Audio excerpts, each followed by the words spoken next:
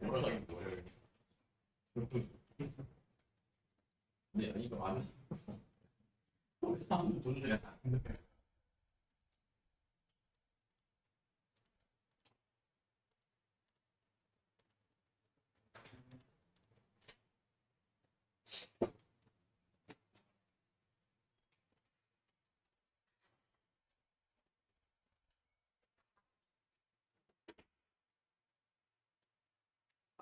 여러분, 컨디션이 괜찮으신가요?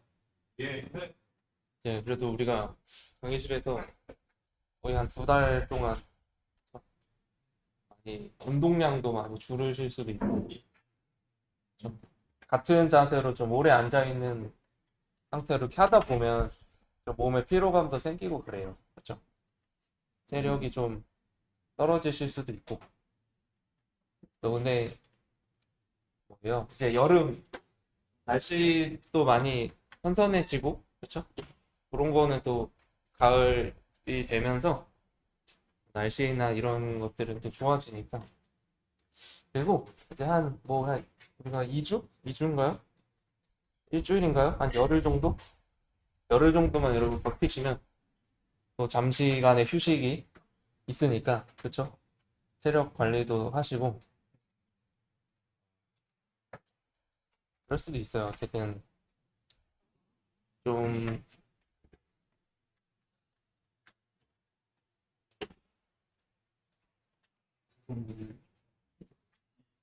사람이 좀 뭐랄까요?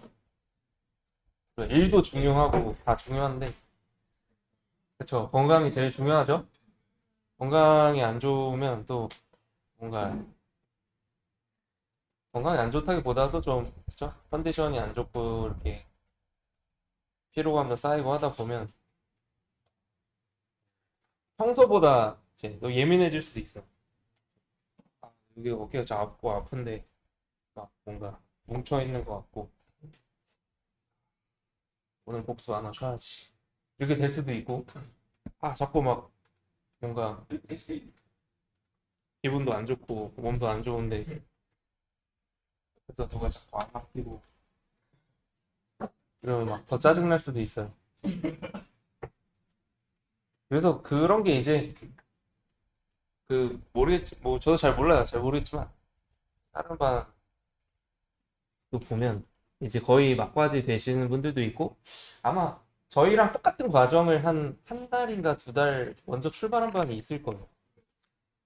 그번 보니까 뭐 노드 뭐 이런 거 하고 있던데 그래서 이제 약간 우리가 아무래도 이 학원은 공동체 생활이 있으니까 여러분들이 집에서 보내신 시간보다 학원에서 보낸 시간이 더 많을걸요? 네. 요즘에는 그쵸? 8시간 이상을 쓰니까 그리고 또 남아서 공부도 하고 가고 그러시면 거의 생활권이 돼요. 그렇기 때문에 너무 그러니까 서로 간에 그런 것들 좀 고민해 주시면 좋겠고 어제 어쨌든 방송 어떤 걸 보다 보니까 이게 인간관계라는 게 사실 쉽지가 않구나 그런 생각이 많이 들더라고요. 그러니까 제가 드는 생각은 그거예요. 뭔가 사람의 심리라는 건 바뀌어요. 네. 예를 들어서 심지어 여러분들 이 건물을 부신 다음에 다시 지으려면 얼마나 걸릴까요? 시간이 이 건물 이 상가 3년. 3년? 3년? 1년? 3년? 6개월? 근데 그 아파트도 한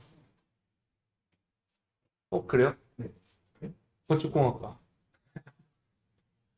토목공학과 맞나요? 아파트 출신이니까. 그래요? 대략 이 정도 10층 정도 되네요 우리가 10층 정도 되는 이 규모의 상가를 다시 재건축을 했다. 재건축을 하면은 네. 부시는 기간 다시 세우는 기간 그냥 되죠. 2년? 그리고 만약에 진짜 풀로 투입을 했어 인건비 다 제때 지급하고 그러면은 빠지지 않을까요? 한국 스타일로 코리안 스타일로 지었어요. 그러면 제일 빠르면 몇 개월 걸릴까요? 그래도 1, 2년 정도 걸려요? 저도 뭐 그쪽 분야를 잘 몰라서 하물며 건물도 이제 부셨다가 다시 짓는데 우리가 생각하는 시간보다 되게 빨리 지어지잖아요. 저기 건물이 있어. 거기 건물에 7층에 어떤 학원이 있대요. 그렇게 난 분명히 얘기를 했는데 그 얘기한 지 얼마 지나지 않았는데 학원이 갑자기 없어져 있고 어, 건물마저도 빠르게 변하는데 사람 심리라는 것도 뭐랄까 내가 내 본인이 아닌 이상은 다른 사람의 심리를 저 사람의 마음이 저런가? 저 사람 심리가 저런가? 라고 직접적으로 말로 들을 수도 있는데 내가 그걸 눈으로 볼 수는 없잖아요. 마음이라는 심리라는 걸 저 사람의 마음은 저 눈빛을 보면 알 수 있어. 이렇게 할 수도 없는 거고. 그래서 그때그때 변해요. 그래가지고 뭔가 굳이 내가 어떤 다른 사람의 심리나 마음을 알고 있다고 착각할 필요도 없고 그걸 제3자한테 뭔가 정확하지 않은 걸 당사자가 아닌 입장에서 전달할 필요도 없고 근데 그러다 보면 이제 문제가 생기죠. 아, 저 사람 분명히 나한테 나는 오늘 기분이 좋다고 했어. 그래서 누가 기분 좋대요? 다 퍼졌어. 그날 보니까 끝날 때 보니까 그게 사실은 한 그 얘기하고 나서 5분 10분 만에 마음이 바뀌었어. 그날 하루 종일 우울했던 거예요. 그래가지고 막 기분 좋다면서요 오늘 하면서 막 다 가서 뭐라고 했는데 사실 자기는 오늘 너무 힘든 날이었다. 그럴 수도 있는 거죠. 그런 상황에서 이제 이렇게 변할 수 있는 것 때문에 문제들이 생길 수가 있다.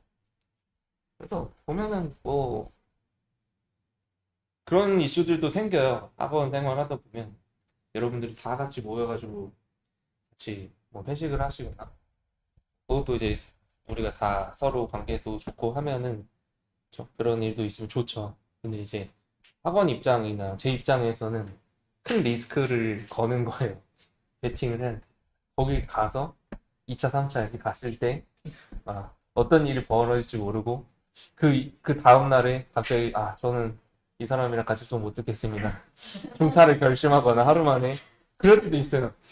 그래서 사실 뭐 저도 그렇고 학원도 그렇고 여러분들이 같이 좀 서로 매너 있게 서로 같이 친해지고 하시는 거에 대해서는 정말 좋은데 너무 이제 과열이 돼서 그 서로 간에 이제 어느 정도 거리와 선을 지켜야 되는 걸 넘어서 버리면 그러면 이제 사실 그거에 대한 리스크도 여러분들이 취업을 앞두고 있는 상황에서 짊어질 수도 있고 여러분들 입장에서는 학원 입장에서는 매출을 또 짊어져야 됩니다. 그때부터 그 단위기간부터 해서 이제 매출 통으로 날아가는 거죠. 저한테 그런 금전적인 리스크가 오진 않지만 저는 이제 저에 대한 평판이 이제 리스크가 생기는 거죠. 그런 것들이 있습니다. 네, 그래서 우리가 좀 그런 것들을 같이 고민해 볼 수가 있어요. 그래서 가끔 이제 하룻밤 이렇게 엘리베이터 타서 대화하시는 걸 싹 이렇게 조용히 들어보세요. 무슨 논쟁이 있구나. 들을 수 있는데 그걸 이제 보면서 그거를 또 뭐 누구한테 전하고 이런 게 중요한 게 아니라 그거를 보고 나는 이렇게 좀 행동을 해야겠다. 이런 것들은 다른 사람한테 좀 피해가 불편할 수도 있겠다. 그런 것들을 생각을 해보면 좋을 것 같아요. 그래도 저는 이런 생각을 하고 왔어요. 서울에서 최근까지는 강의를 하고 있었다가 인천으로 왔는데 아무리 생각해보니까 그럼 내가 알고 있었던 부평의 이미지 내가 알고 있었던 부평은 지금 서울 영등포보다 더 빡센 것이다 라는 약간 조금 힘들지 않을까 하는 생각도 짊어지면서 부평으로 오겠다 하고 이제 원장님하고 계약서에 사인하고 온 거거든요. 부평이라는 그냥 그 지역의 이미지 있잖아요. 지역의 이미지. 근데 이제 그래서 저는 다 경험을 해봤거든요. 강남, 홍대, 그 다음에 신촌 그런데 학원가들 다 경험을 해봤는데 아무래도 뭐 강남, 홍대, 신촌 이쪽은 워낙 이제 또 사람들이 많으니까 그리고 멀리서도 오고 또 그만큼의 또 여러 가지들이 이슈가 더 있을 수도 있고 또 오히려 더 매너적인 부분들도 있고 그런 생각들을 했거든요. 근데 이제 좀 약간 조금 특징이 있던 것들은 뭐냐면 되게 모든 뭐랄까 지하철 노선이나 아니면 어떤 거점이 되는 동네 있잖아요. 사람들이 많이 유입이 됐다가 인구가 많이 이동하는 그런 지역은 조금 이제 서로 다른 문화와 다른 지역권에서 생활하는 분들이 만나다 보니까 그런 서로 차이 때문에 조금 이슈들이 더 많이 생기더라고요. 그렇죠? 부평이 그렇다는 게 아니에요, 지금. 그래서 그러니까 어떤 특정 지역이 그렇다는 게 아니라 그런 이슈들이 뭔가 서로 다른 지역 각지에서 많은 분들이 이렇게 모이는 그런 지역은 조금 더 이슈가 있다. 그래서 처음에는 그런 생각을 했어요. 아, 서울에서보다 부평에 오면 조금 더 쉽지 않겠다라는 생각했는데 오히려 반대더라고요. 제가 생각한 기존에 이제 학원들은 서울은 그냥 각지에서 와요. 서울에서만 오는 게 아니라 경기도에서도 오고 인천에서 오고 막 진짜 지방에서 올라와가지고 하시는 분도 계시고 더 오히려 그 수강생분들이 오시는 곳이 많거든요. 근데 이제 막 오히려 인천은 여기 이제 계신 분들이 주로 오니까 막 서울에서 멀리 오시거나 아니면 경기도 뭐 그 외에 다른 곳에서 멀리 오시는 분들 많지 않으니까 그런 차이도 있는 것 같아요. 근데 그거는 뭐 제 주관적인 생각이고 어쨌든 그렇습니다. 그래서 이게 또 사람들이 같이 또 팀 활동, 협업, 팀 프로젝트 하다 보면 난 이렇게 생각하는데 왜 저렇게 할까? 그거 아닌 것 같은데 이런 생각이 들 수 있어요. 그렇죠? 그런 것들도 그러니까 미리 생각을 안 하고 있으면 내가 여기에 일에 몰입하다 보면 이런 감정적인 것들이 예민해질 수가 있거든요. 근데 한 번쯤은 이거 하기 전에 내가 여기 왜 앉아 있는가를 생각해. 나는 이거에 너무 과열을 해서 내가 하고 싶은 주장을 관철시키고 아니면 저 사람 주장을 무시하고 저 사람 감정을 무시하고 내가 하고 싶은 걸 하려고 온 게 아니거든요. 물론 내가 하고 싶은 거 하려고 온 거는 맞는데 포인트는 뭐예요? 이거를 우리가 배워서 취업을 하는 게 목적이잖아요. 그렇죠? 그러니까 그 최종 목적지를 잃으면 안 돼요. 그러니까 여기 학원에서 2, 3개월 우리가 있다 보면 뭔가 이 생활에 너무 젖어들면 내가 취업하려고 오려고 했었던 게 중요한 게 아니라 여기 와서 생활하는 거에 대해서 좀 집착하게 되기도 해요. 그렇죠? 그래서 그런 고민을 미리 좀 하고 계시면 좋을 것 같아요. 네, 우리는 뭐 걱정이 없어요. 저는 걱정이 없는 것 같은데 이제 여태까지 왔던 과정들을 보면 여러분들은 경험해보지 못해보셨겠지만 그 저도 이제 원장님한테 들었을 줄 아는데 경찰이 오기도 하고 그래요. 그 얘기도 지난번 하지 않나요? 아저씨는? 이거 아마 요 교실 우리가 7월 25일인가 시작하기 그 전 그 타임에 그냥 우리가 그 경찰이 왔었던 기운을 가지는 강의실이에요. 조금이라도 더 자제를 해야. 그러니까 그게 어느 날 뭔가 이렇게 일어나는 게 아니라 서로 조금 안 좋거나 서로 조금 대면대면한 혹은 부정적인 감정들이 점점 쌓아지다가 뭐가 하나 터지잖아요. 오케이, 잘 걸렸어. 하면 그런 일이 생길 수가 있어요. 그러면 이제 그럴 수가 있습니다. 어쨌든 그런 일들이 보고 막 저랬다더라 막 이거를 막 여기서 얘기하고 저기서 얘기하고 막 이거는 좋은 자세가 아니고 그거를 이제 교훈을 삼아서 그쵸? 내가 어떻게 행동해야겠다라는 생각을 하시면 좋을 것 같아요.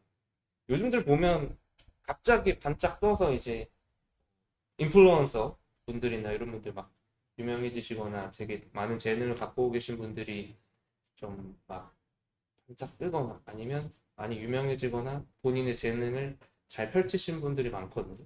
근데 이제 그런 또 과거의 과오라든가 인성, 논란 막 이런 걸로 해서 갑자기 소리 소문 없이 사라지는 케이스들이 많죠. 근데 그분이 원했던 건 뭘까요? 내가 유명 인사가 돼서 계속 돈을 많이 벌고 잘 먹고 잘 살려고 한 게 목적이 있잖아요. 그러려면 그거에 대한 뭔가 중요하고 우리도 결국은 취업까지 그 종착점까지 어, 그걸 방해하는 요소에 막 너무 매달릴 필요는 없어요. 진짜 그거 생각해 보시면 되겠고 또 우리가 어제 어디까지 갔었냐면요. 어디까지 갔었는지 한번 봅시다. 이 노란색 줄이 또 안 없어지지? 노란색 줄이 보이시나요, 여러분?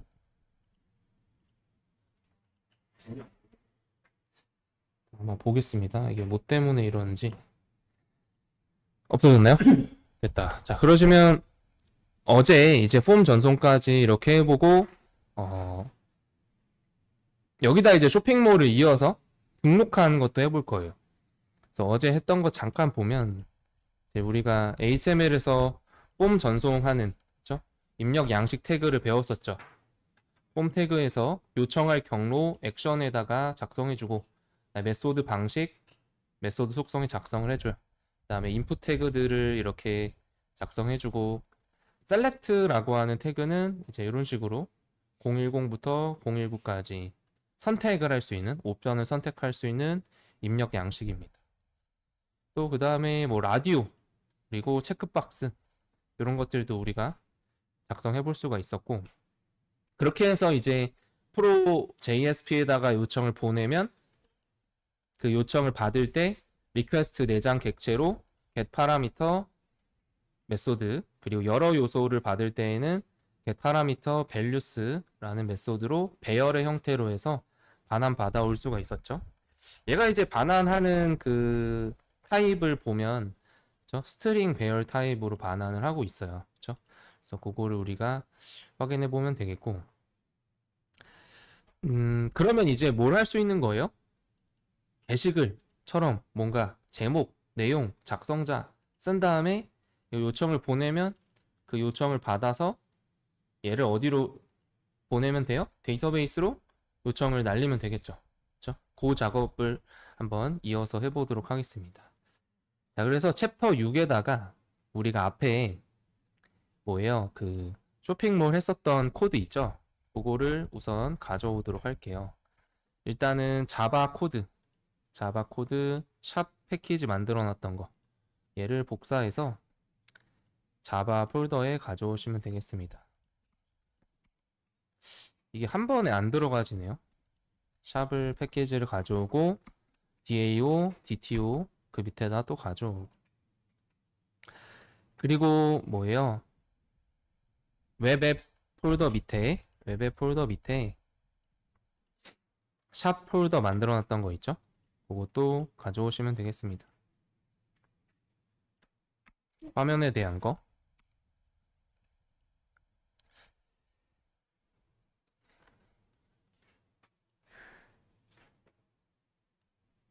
샵 둘 다 가져오면 되죠.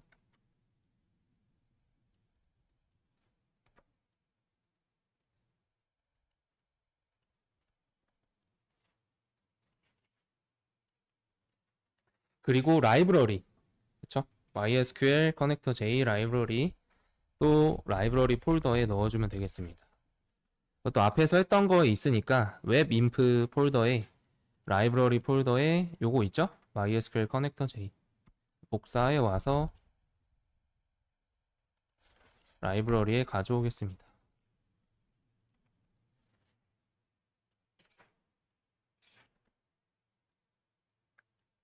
여기까지 준비가 되면 되겠죠? 됐습니다.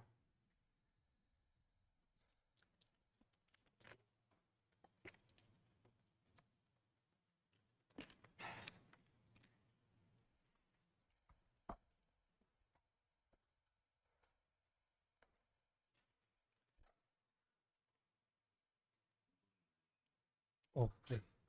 이제 여러분들 언제쯤 끄면 될까요? 곧 꺼도 되지 않을까 싶기도 한데. 또 더워진대요? 보면서 또 해봅시다. 자, 여기까지 가져오셨나요? 네, 그러면 이제 이거 다시 한번 실행해 보세요. 메인부터 한번 실행해 볼게요. 메인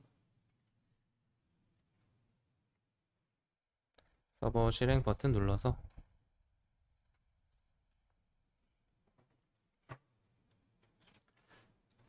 실행해 보겠습니다.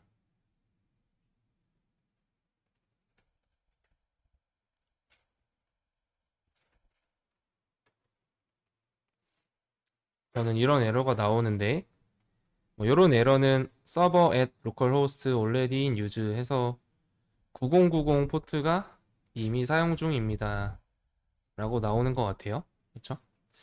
그러면 뭔가 서버에서 다른 게 열려 있나 봐요.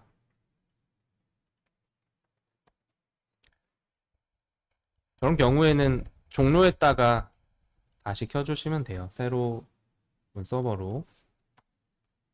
자, 일단은 실행해보면 우리가 메인 화면 이렇게 되어 있죠. 여기서 상품 목록에 갔을 때 현재 들어있는 상품 목록 세 가지만 있어요. 근데 이건 우리가 데이터베이스에서 임의로 넣었던 거죠. 그렇죠? 그래서 이제 상품을 등록하는 화면도 만들고 거기 들어가서 폼으로 요청해서 이제 요청까지 데이터베이스에 등록하는 것까지 한번 해보도록 하겠습니다.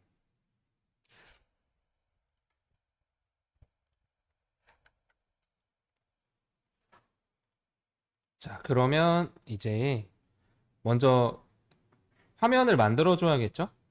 저 등록을 하는 화면을 한번 만들어 보도록 하겠습니다. 등록 버튼을 목록에다가 만들어 주면 좋을까요? 상세 전환 상품 목록에 가서 프로덕트 JSP에 가서요. 여기에 가서 우리 지난번에 버튼 숨겨놨던 곳 있죠? 여기 상품 목록, 그 다음에 쇼핑몰 상품 목록입니다. 이 밑에 보면 버튼 2개 있었는데 요거 하나 주석을 풀어서 프라이머리 버튼 이렇게 있었던 게 있네요. 얘를 A 태그로 쓰는 게 편하겠죠? A 태그를 하나 만들어서 클래스를 그대로 가져와 주세요. 위에 있는 클래스 그대로 가져와서 넣어주고 이름은 상품 등록 이렇게 해보도록 하겠습니다.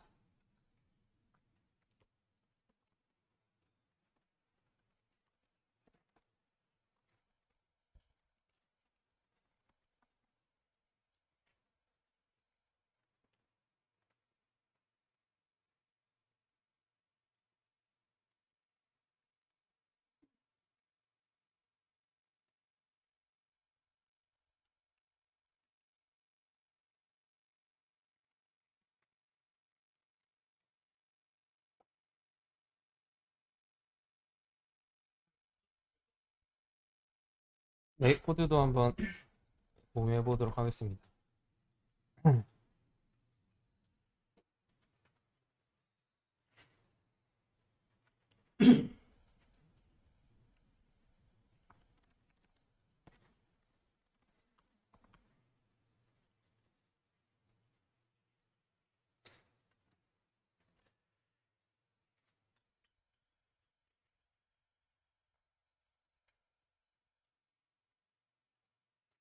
자, 등록 화면 이름을 뭐라고 할까요?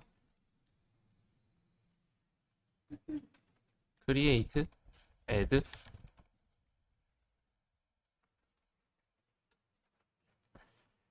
간단하게 add라고 해보겠습니다.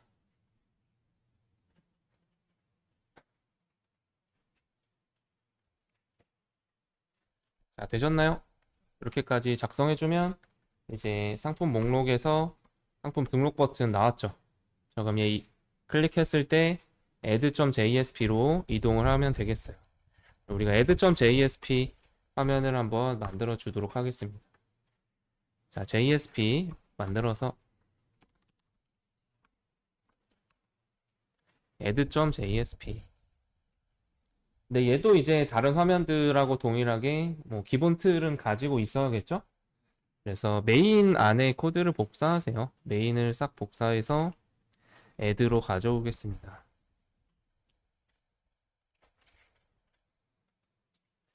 그러면 얘는 이름을 상품 등록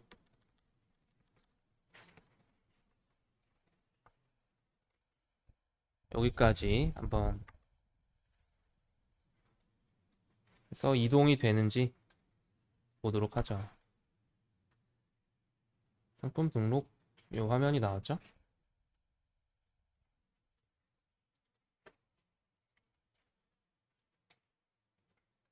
그리고 이제 여기서 작성하는 폼 형식의 태그들을 만들어주면 될 것 같아요. 여기서는 뭐 상품 목록 버튼만 하나 남겨두고, 요 버튼은 잠시 숨겨두고, 메인을 우리가 복사해 왔잖아요. 요 영역이 뭐예요? 버튼에 대한 부분이거든요. 이 버튼에 대한 부분은 지워줄게요. 요 부분 있죠? 부분을 지워주고 상품 등록하고 이렇게만 일단 나오게 해주고 요 밑에다가 이제 등록 화면을 한번 만들어 보도록 할게요. 되셨나요? 자, 그럼 여기서 이제 추가해 보죠.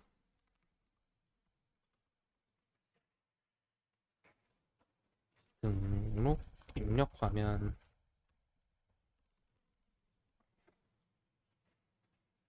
기본적으로 얘도 컨테이너 안에서 나오도록 컨테이너 클래스를 주고 폼 태그가 필요하겠죠? 폼 태그에서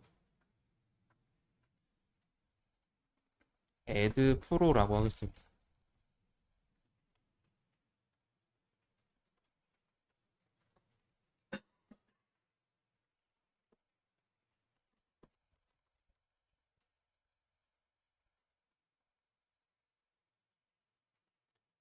자, 여기서 이제 입력 화면들을 작성해주면 되는데, 우리가 부트스트랩으로 지금 적용을 하고 있잖아요. 그쵸? 그러면 이 부트스트랩에서 입력 양식을 좀 예쁘게 하려면 어떻게 해야 되는지, 그거 한번 데모 화면을 보도록 할게요. 자, 우선 여기까지 한번 작성해 보시고, 부트스트랩 사이트에 잠시 갔다 오겠습니다. 그러면 이그젬플에서 한번 이그젬플도 있겠고 문서를 한번 조회를 해볼게요. 여기 도큐먼트에 들어가서 폼이라고 검색하면 나올까요?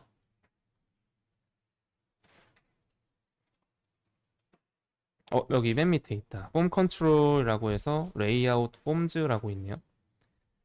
폼이라고 검색한 다음에 여기를 한번 가볼게요.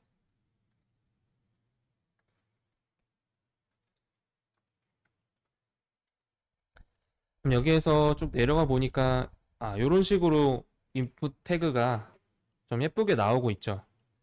그러면 얘 보면은 클래스에 뭘 걸었나 보면 돼요. 라벨에는 폼 라벨 이런 식으로 주고 그다음에 클래스에는 폼 컨트롤이라고 주고 있죠.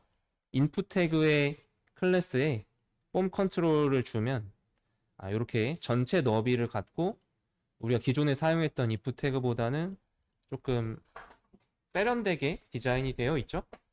그걸 적용해 볼 수가 있겠습니다. 자, 그리고 밑에 또 들어가 보면 이런 식으로 두 개로 칸을 나눠서 쓸 때도 우리가 해볼 수가 있겠죠. 여기서 보면은 한 행을 만들고 로우를 만들고 그 밑에 열을 두 개 만들었죠. 그렇죠? 컬럼 클래스를 붙여서 영역을 반반 나눈 다음에 이렇게 1열, 2열로 해서 만들어서 쓰고 있어요. 폼 그리드를 적용을 해보고 있네요. 그거 외에도 뭔가 이런 식으로 좀 구조적으로 만들겠다 하면은 지금처럼 적용을 해볼 수가 있을 것 같아요. 그 외에도 다양하게 폼에 대해서 적용을 해볼 수가 있겠습니다. 아래쪽에 이제 더 내려오면 다양한 예시들이 있어요. 이 형식으로 한번 적용을 해보도록 할게요. 홈 그리드. 그리고 하나 더 보면 홈 그룹이라고 하는 것도 있을 텐데 여기 현재 버전에서는 잘 사용하지 않는 것 같은데 커스텀 폼도 한번 볼까요? 커스텀 폼도 한번 보면 이런 식으로 뭔가 버튼이나 이런 것들도 추가로 좀 넣어볼 수가 있을 것 같아요. 이런 식으로 인풋 그룹으로 묶어서 이 안에 라벨이랑 이런 내용들을 함께 쓰고 있는 것 같아요. 그렇죠? 라벨을 이런 식으로 인풋이랑 같이 연결해서 쓰는 형식으로도 한번 볼 수가 있겠습니다. 우리가 작성해야 되는 게 어떤 것들이 있죠? 뭐 상품 코드, 상품명 이런 것들이 있죠. 그렇죠? 그래서 이 형식으로 한번 써볼까요? 이 형식이 지금 텍스트가 딱 일관되진 않네. 적절한 형식이 뭐가 있을지. 자, 요거를 한번 우선 써보겠습니다. 인풋 그룹 요거 하나를 복사해서 셀렉션 말고 그냥 인풋은 없나? 셀렉트 말고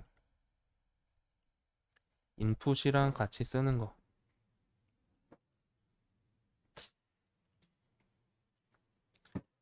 특히 라벨이랑 같이 쓰는 게 안 보이네. 요런 형식으로 써볼까요? 요런 형식으로. 디폴트. 요거를 복사하도록 하겠습니다. 어디냐면 사이징이라고 하는 항목이 있죠. 사이징 밑에 보시면 여기 인풋 그룹 해서 작성된 내용 얘를 하나 써볼게요. 자, 채팅창에도 얘를 보내드리고 한번 가져와 보겠습니다.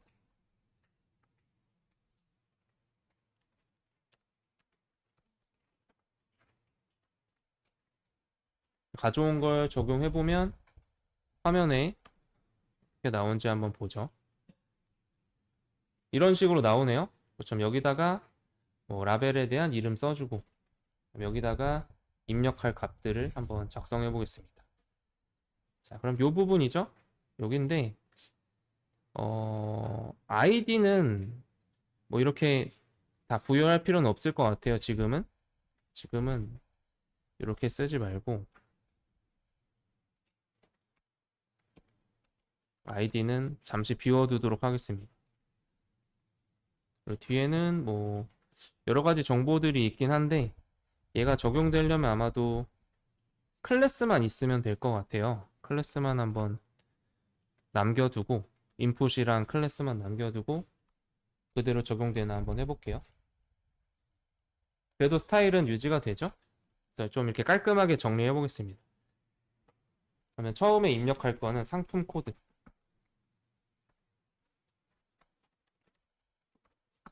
그리고 네임 속성을 작성해 주면 되겠죠? 네임에 뭐 프로덕트 아이디. 여기다가 작성하는 이 이름은 이제 가능하면 뭐예요? 우리가 만들어 놓은 프로덕트 클래스 있죠? 프로덕트 객체랑 객체의 변수 값이랑 변수명이랑 좀 일치해서 작성하는 게 좋겠습니다. 요거 하나 써보고 밑에 또 하나 내려서 상품명.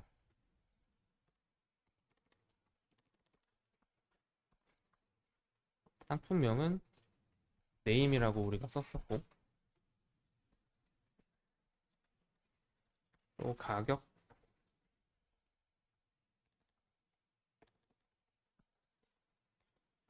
가격은 넘버를 써봐도 좋겠죠?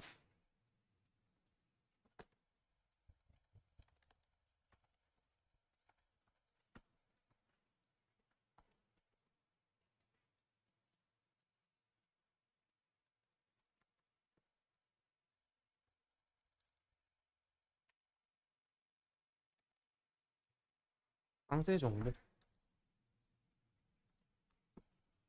얘는 장문으로 써보겠습니다. 텍스트 에어리어.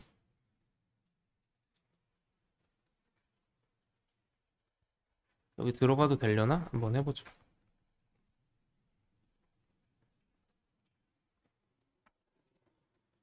클래스 홈 컨트롤.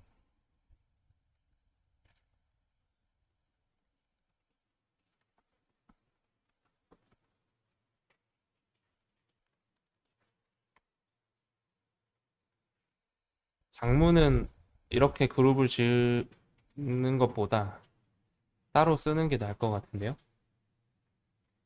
자, 얘를 만약에 없애면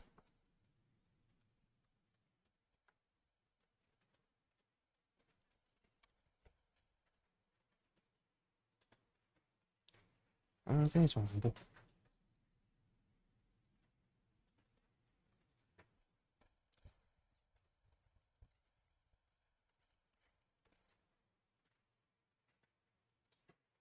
상세 정보는 요거 W100이라고 해서 가로 100%로 들어가도록 가로로 이제 한번 작성해 보겠습니다.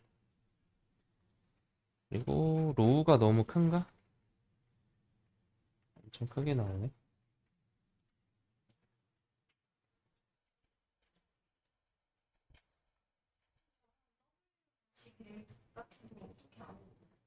어떻게 아냐고요? 아, 저것도 이제 부트스트랩에 가이드가 있어요. 가이드가 있는데 우리가 사실은 부트스트랩을 어느 정도 다 기본 공부하고 오면은 좋겠지만 우리가 좀 시간이 할애될 때 한번 볼게요. 그 가이드 문서에 들어가면 사이징을 어떻게 하면 적용이 된다라는 것들이 나와 있어요. 그래서 W100 하면 100% 적용이 됩니다. 자, 그것도 한번 해보시고 그 다음에 또 어떤 정보들이 있나요? 상세 정보, 그 다음에 제조사를 입력해보죠.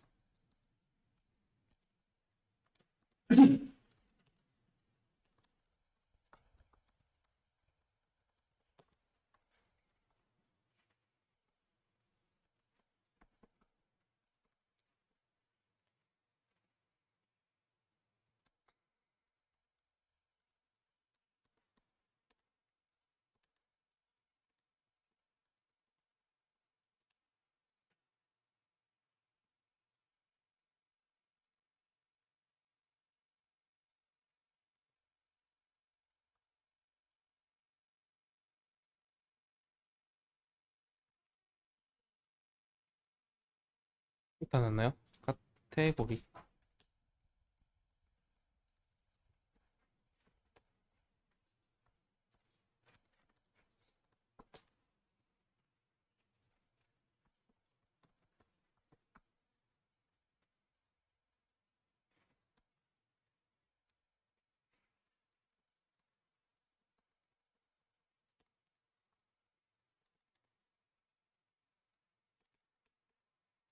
상태.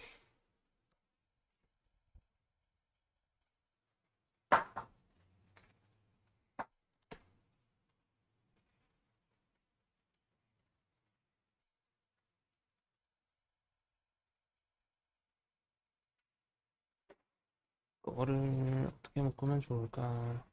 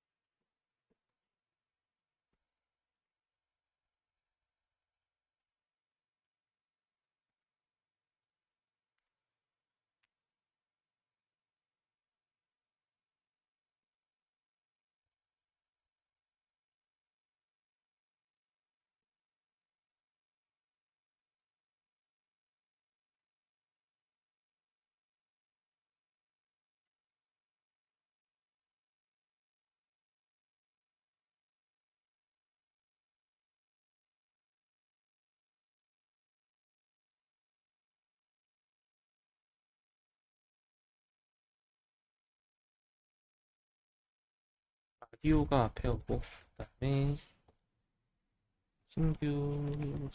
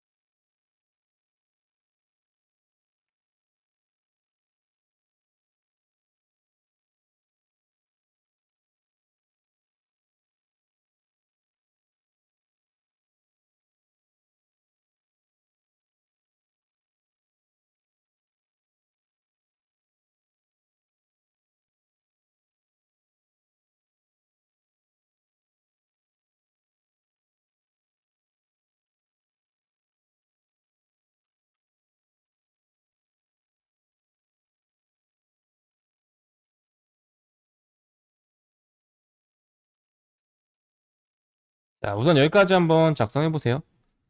텍스트 에어리어를 좀 조절할 필요가 있는데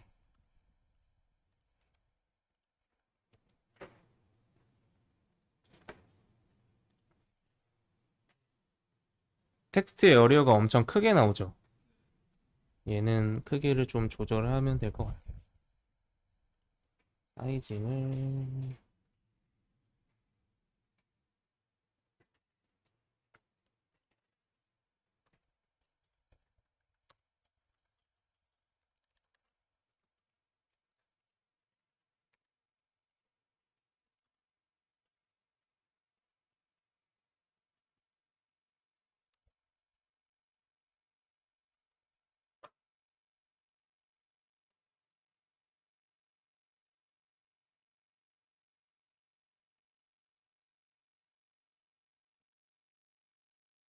이 라인은 사실 로우랑 컬럼은 여기서 사이즈에 큰 의미가 없어서 얘는 지우고 직접 크기를 이렇게 잡아보겠습니다.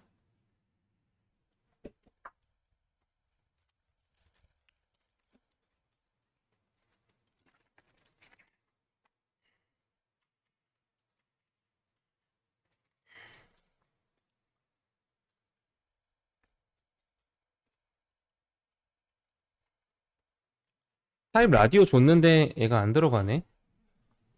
예, 폼 컨트롤 때문에 그런 것 같은데. 자, 여기까지 한번 작성해 볼게요. 라디오 버튼의 경우는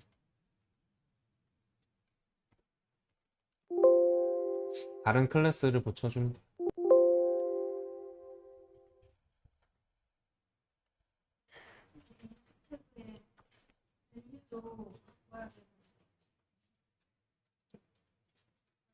아, 그쵸. 여기도 바꿔주시면 되겠죠?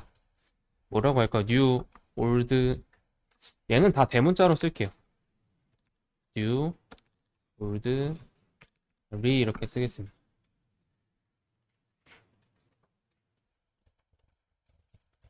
그 다음에 라디오 버튼은 이 폼 컨트롤 대신에 폼 체크 인풋 요걸로 클래스를 붙여주면 부트스트랩의 형태로 쓸 수가 있을 거예요.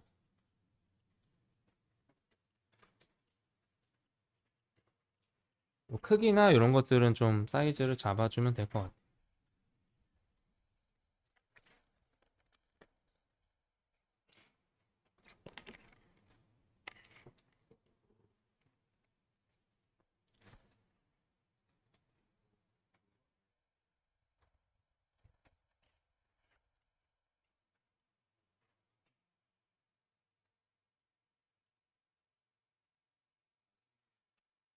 자, 그 다음에 또 입력할 것들이 있나요? 상태까지 입력하면 될 것 같아요. 여기까지. 자, 일단 여기까지 입력해 보시고 좀 정정된 것들이 있는데 정정된 거 요거 상세 정보 높이를 직접 이렇게 좀 지정을 했고요.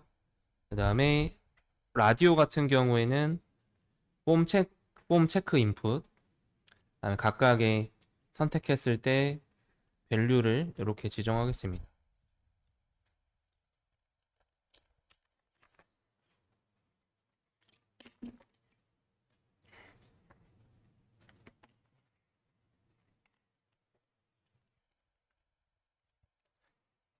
자, 되셨나요?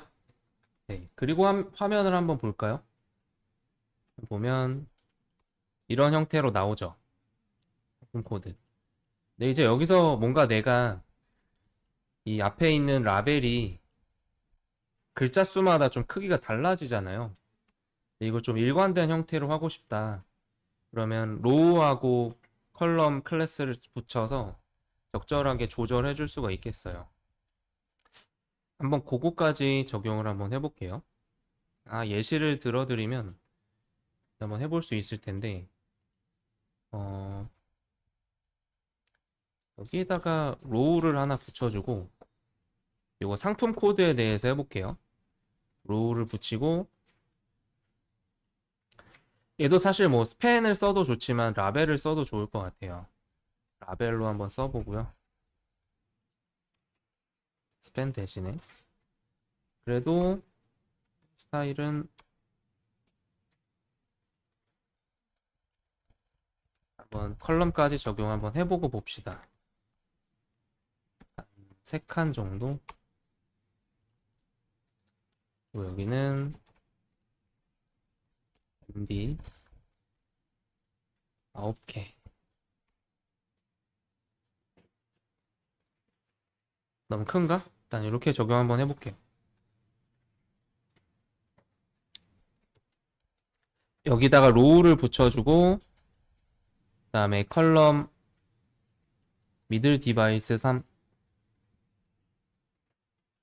그다음에 미들 디바이스 9 그래서 얘네 둘이 합쳐서 컬럼이 12조각이 되면 돼요. 12가 되면 됩니다. 자, 그렇게 상품 코드에다 적용하면 이렇게 나눠지죠. 근데 너무 큰가요?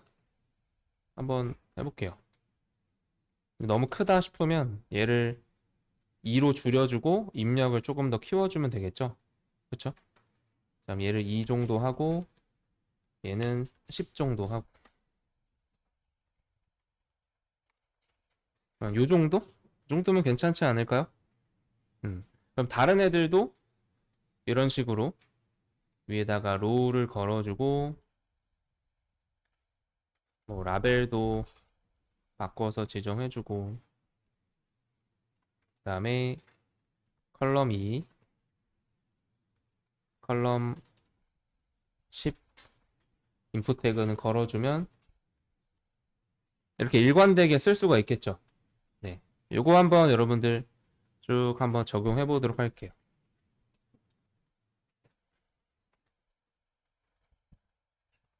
어떤 원리인지 아시겠죠? 네, 한번 적용해 보세요. 그거 해놓고 쉬었다 가도록 하겠습니다. 밑에다가는 같은 패턴으로 적용해주면 좋겠죠?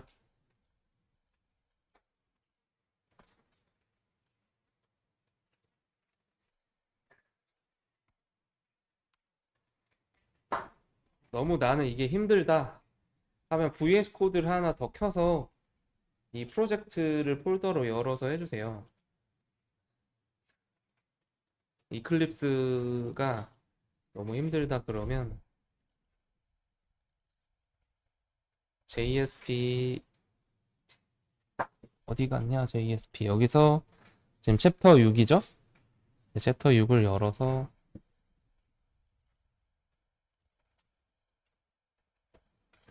샵에 add죠?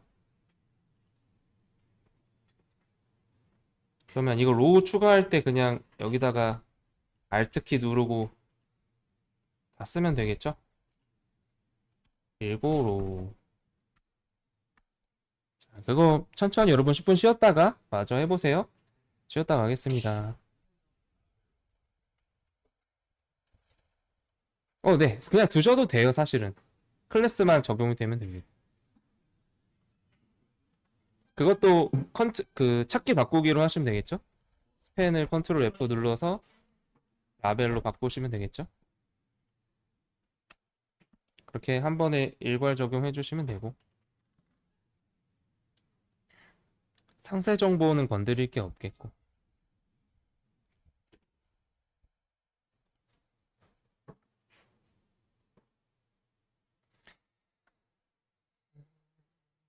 여기까지. 네, 잠시만요.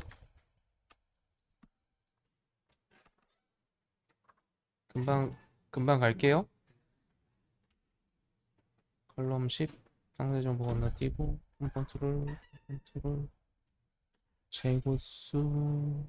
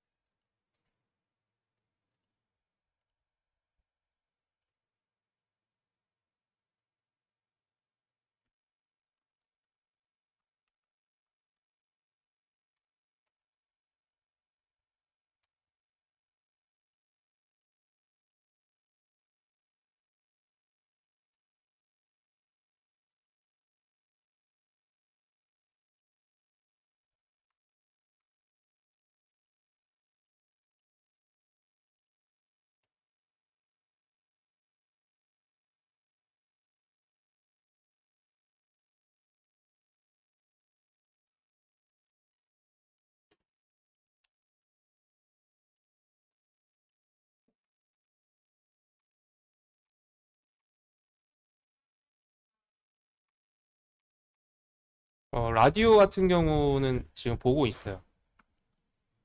구조를 다시 잡아야 될 것 같아요. 맨 밑에 상태 있죠?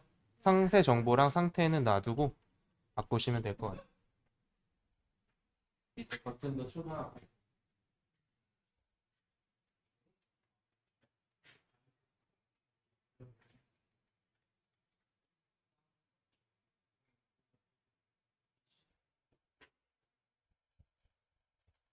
폴더가 시뮬레이터 샵이 또 있죠.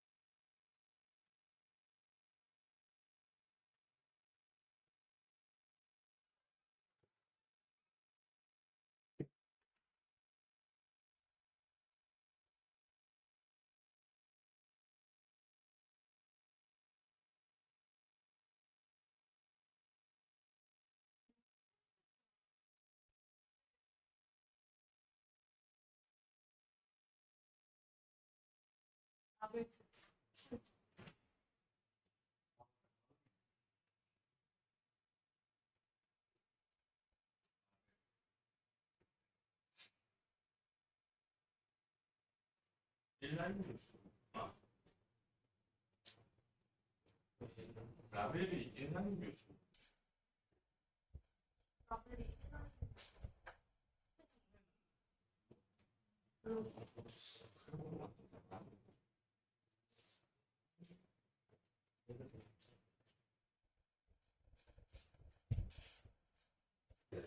아 진짜 미쳤어요.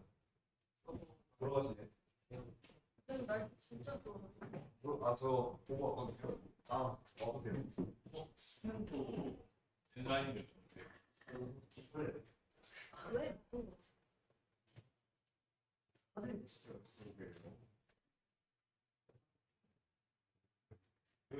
둘다 인라인 교수.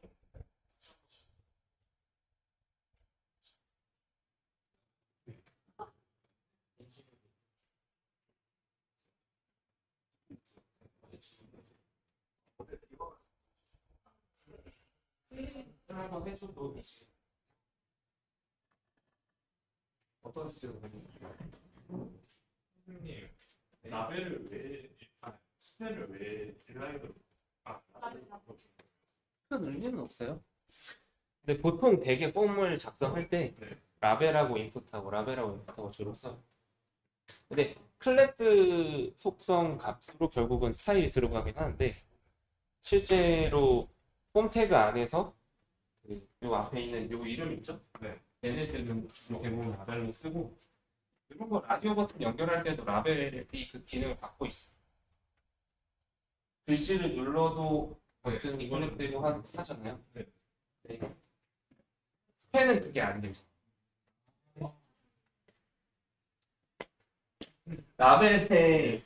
라벨의 호속성이 있죠. 호속성이랑 인풋의 ID 속성 값이랑 일치시켜주면 글씨를 클릭해도 라디오 버튼이 클릭되고 라디오 버튼 클릭돼도 얘도 클릭되잖아요. 그런 연결 관계성도 있고 얘네들도 대부분 라벨로 쓰는 게 표준에 가깝습니다.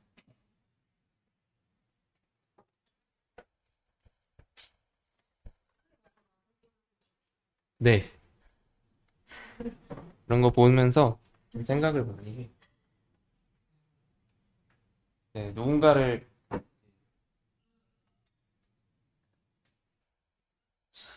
비난하는 건 내가 그만큼 평가 기준을 나에 대한 평가 기준을 올리는 거예요. 그 생각도 해야 돼.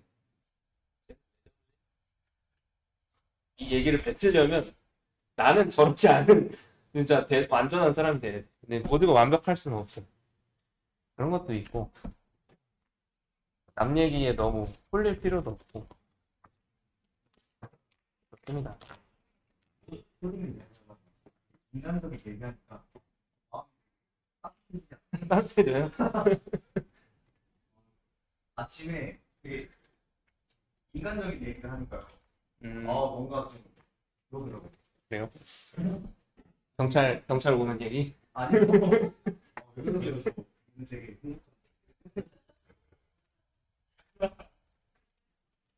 지금 욕을 했으니까.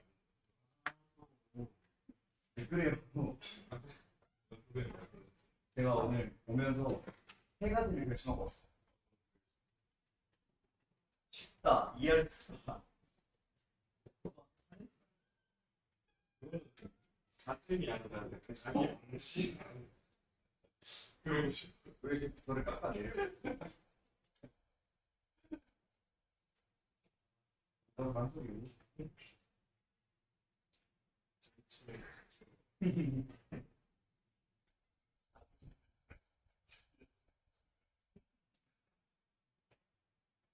이거 너가 좀 있어요. 그래도 너무 잘못했어. 신발.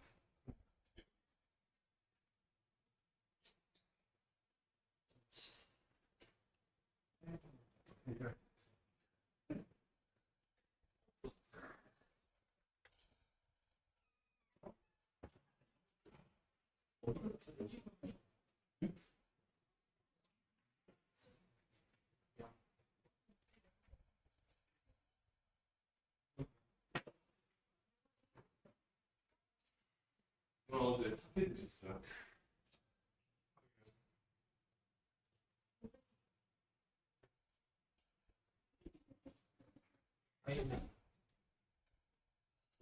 좋아하는데.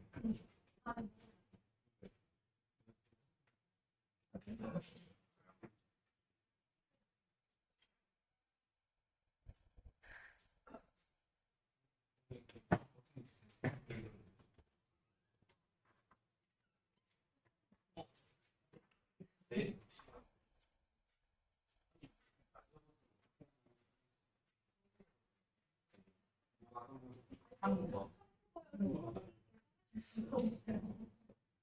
아, 이 부츠 얘기? 네. 이해서 되게 진짜 안거 아니에요?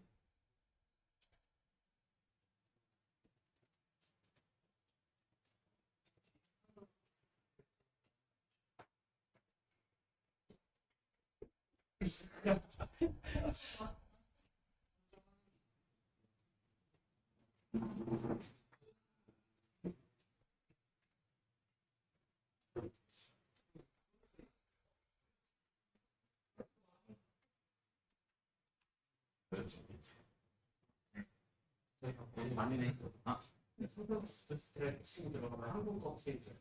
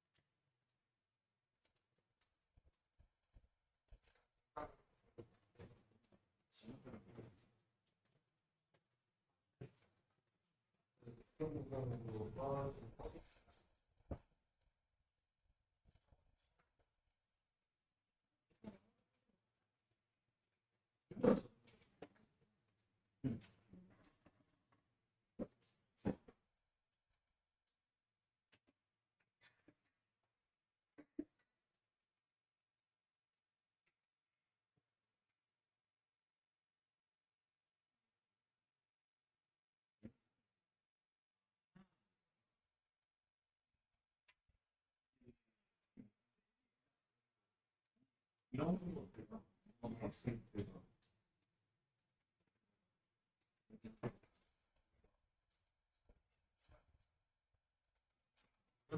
그거를 찾았어요. 한국에 있을 것 같습니다. 대박 대박.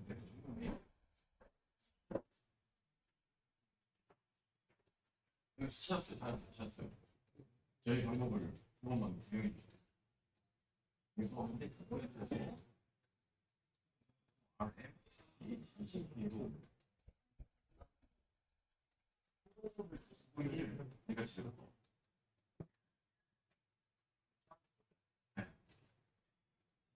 양심되게 돼 있었어요.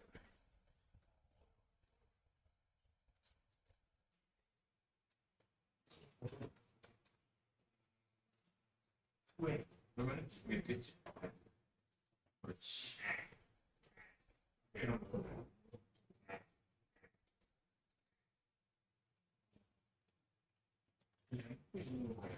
여기라서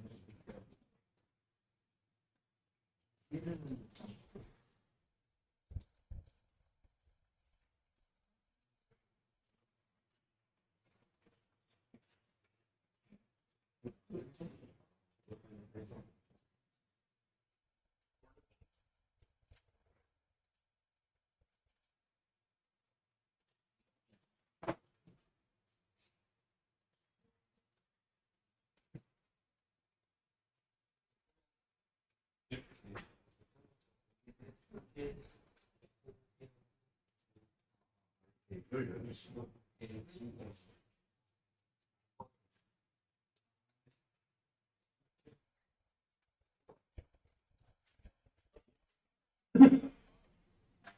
자, 상품 등록하면 조금 더 정리해 볼까요? 여기 밑에 뭔가 여백도 필요할 것 같고 얘도 좀 정리가 돼야 될 것 같은데. 자, 그러면 이제 이런 생각을 하는 거예요. 상품 상태 여기만 좀 더 잡아보면 좋을 텐데 인풋 그룹 얘를 로우로 잡으면 밑에가 다 플렉스가 적용이 돼요. 플렉스가.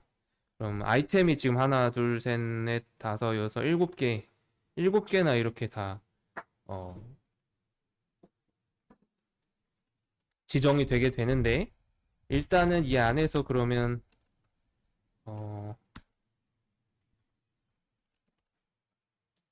컬럼 두 조각이랑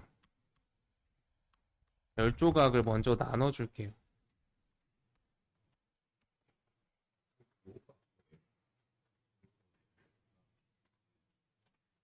로우가 한 행을 만들어주게 하는 클래스예요. 근데 실제로 디스플레이 플렉스가 적용이 되는 걸로 알고 있거든요.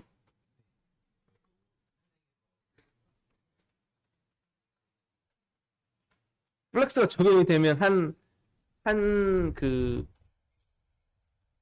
그쵸. 컨테이너로 지정이 되는 거죠. 이게. 그 안에서 컬럼을 나눠서 쓸 수가 있어요.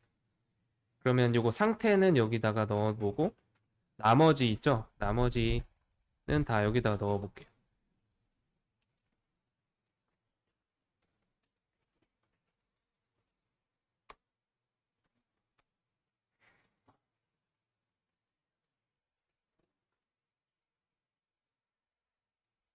근데 뭔가 살짝 이상한데?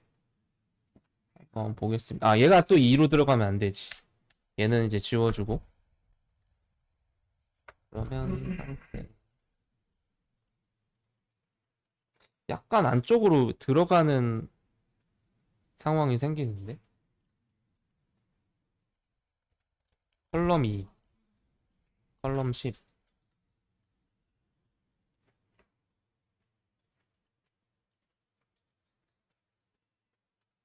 왜 얘만 약간 밀려 있죠? 여기까지 한번 일단 입력해 볼게요. 얘가 다 채워지지 못하나?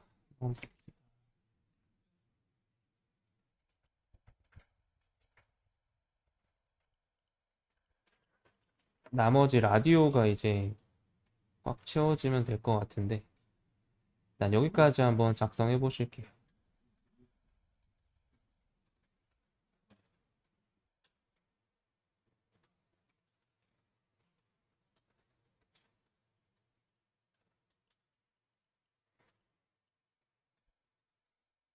음.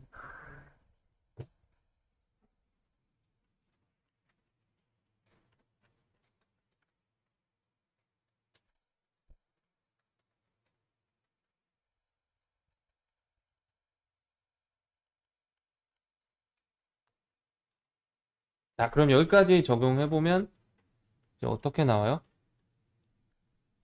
이런 식으로 나오죠. 얘가 좀 깔끔하지가 않네.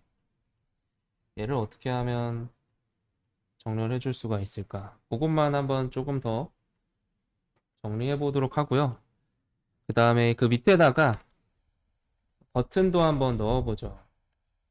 버튼도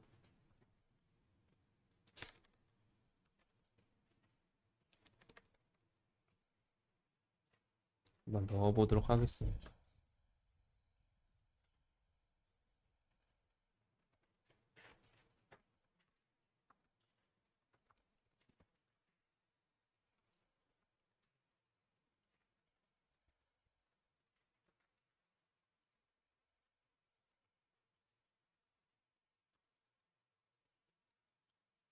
플렉스를 적용해 볼까요? justify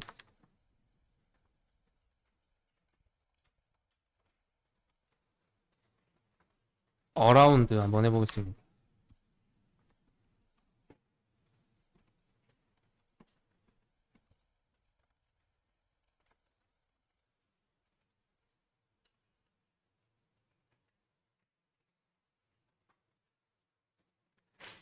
버튼 세컨더리 목록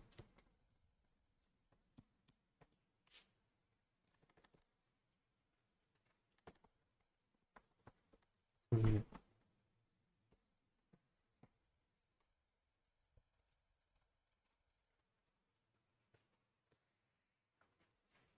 between이 나으려나?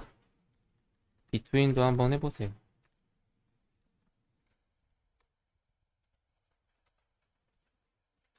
너무 여백이 없지. 음,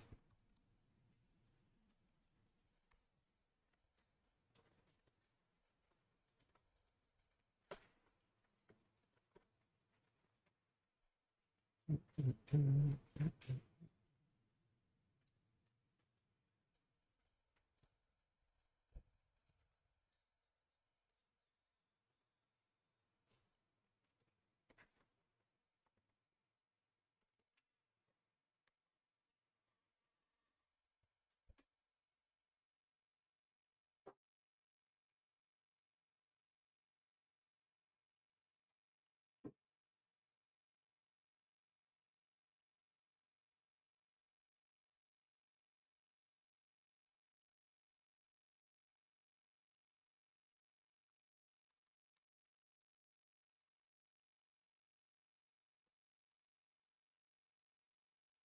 여기까지 일단 버튼까지 해보고 요 상태만 조금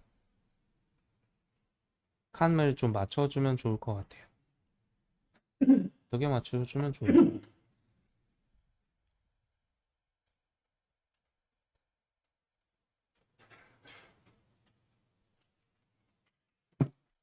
자, 여기까지 다 작성해 보셨나요? 목록, 등록, 상태는 컬럼 20 이렇게 나누고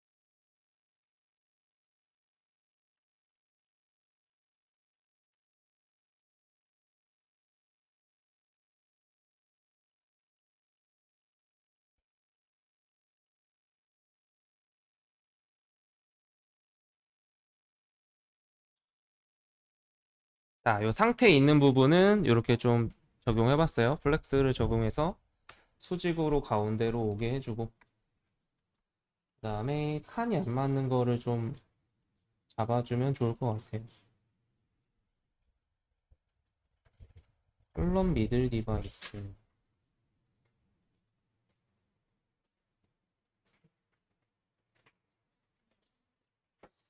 여기에 또 마진이 또 들어가네. 패딩이 들어가나?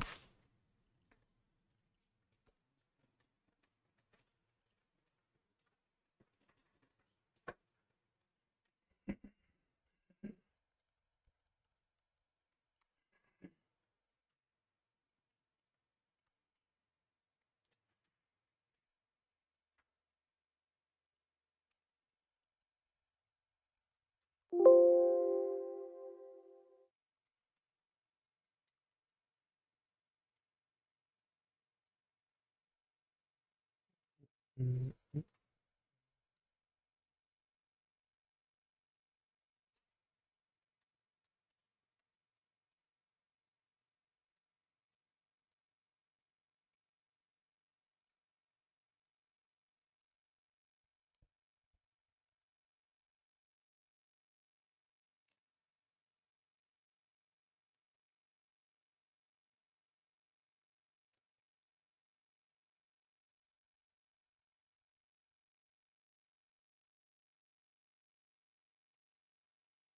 여기까지 적용되셨나요? 적용해 주시고 얘네들 사이에 조금 여백만 좀 주면 될 것 같아요. 버튼 사이에서.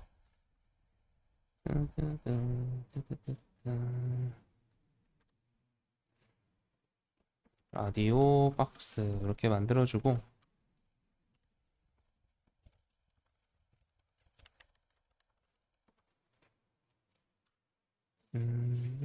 라디오 아이템.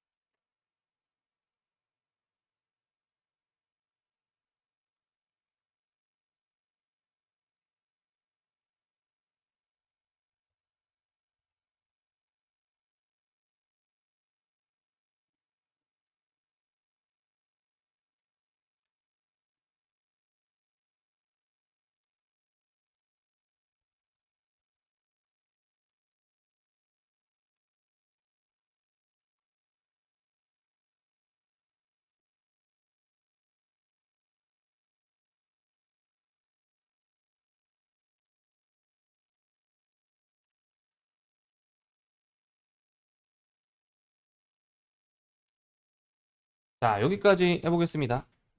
그 라디오 버튼 나오는 부분, 상태에 있는 부분만 조금 정리를 해봤어요.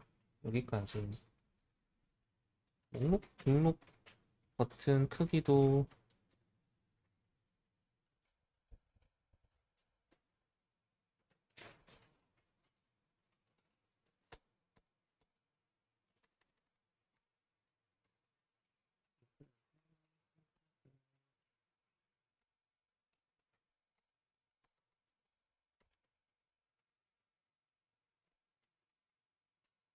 라지.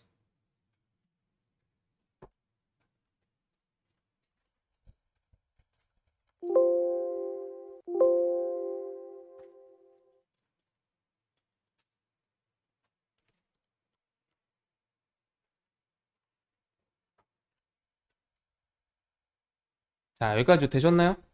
그러면 한번 화면을 볼까요? 약간 밑에 여백을 좀 더 줘도 될 것 같긴 한데,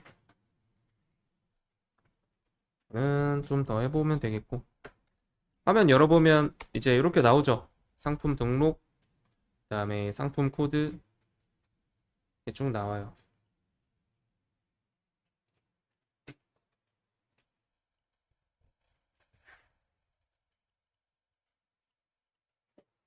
그러면 등록 요 화면 이렇게 간단하게 만들어주고 입력 받은 다음에 그 다음에 요 내용을 요청을 보내보도록 하겠습니다. 상태 이렇게 좀 정리가 됐나요? 이 정도 해주면 되겠죠.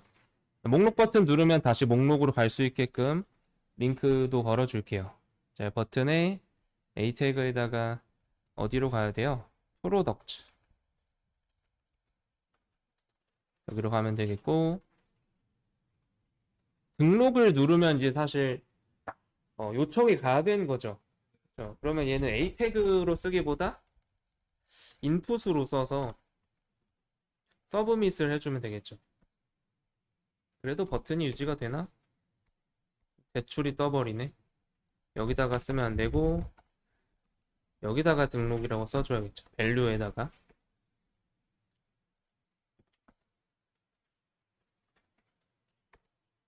오케이. 여기까지 해보겠습니다.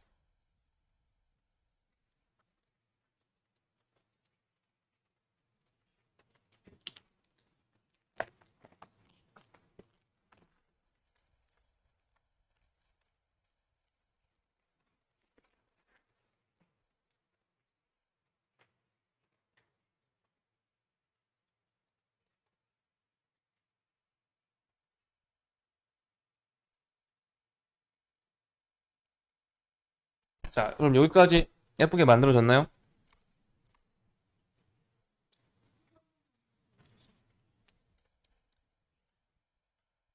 네, 코드 보도록 하겠습니다. 왜 프로덕트가 오타가 있나? 프로덕트. 그죠? 프로덕트. 코드 일단 마저 작성해 보세요.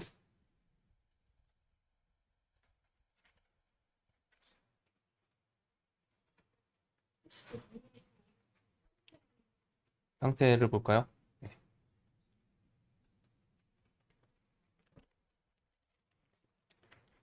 아이템으로 감싸고 MX5 이런 것들은 X축으로 좌우로 마진을 주는 거예요. 좌우로 마진을 네, MX5 이렇게 써져 있는 거 있죠? 그러면 이제 그 라디오 버튼 사이사이가 왼쪽 오른쪽으로 마진이 들어가겠죠?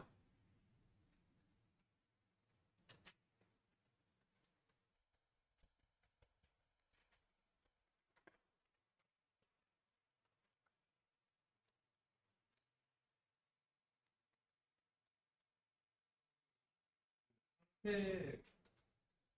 위에 클래스 있잖아요. 네. 패딩이요. 이게 보니까 내가 다른 데들은 라벨에다 직접적으로 이렇게 넣었잖아요.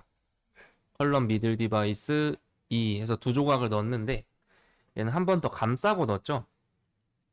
그러니까 요거 감싸지는 자체가 기본적으로 패딩을 갖더라고요.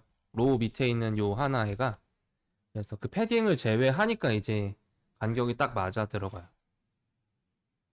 얘가 만약에 없으면 살짝 이 패딩이 적용이 되어 있어서 약간 이렇게 쪼그라들죠. 그래서 그게 패딩이 적용이 되어 있거든요. 그래서 패딩을 아예 없애겠다. 이렇게 하시면 되겠어요. 되셨나요? 네, 여기까지 화면 만들어주고 이런 식으로 나옵니다. 그럼 여기다가 상품 코드랑 이런 거 다 입력해서 등록 눌렀을 때 어디로 요청을 보내요? add.pro.jsp로 요청을 보낼 거예요. 그럼 여기서 받아서 처리를 한번 해보도록 할게요. 자, JSP 새로 만들어서 add_pro.jsp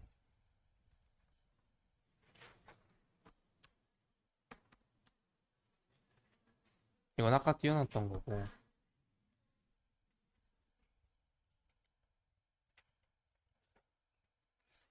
자 그럼 add_pro.jsp 여기에 와서는 사실 화면을 만들어줄 게 아니거든요. 그래서 위에 지시 태그만 남겨놓고 디렉티브 태그만 남겨놓고 자바 스크립트 로직을 작성하도록 하겠습니다.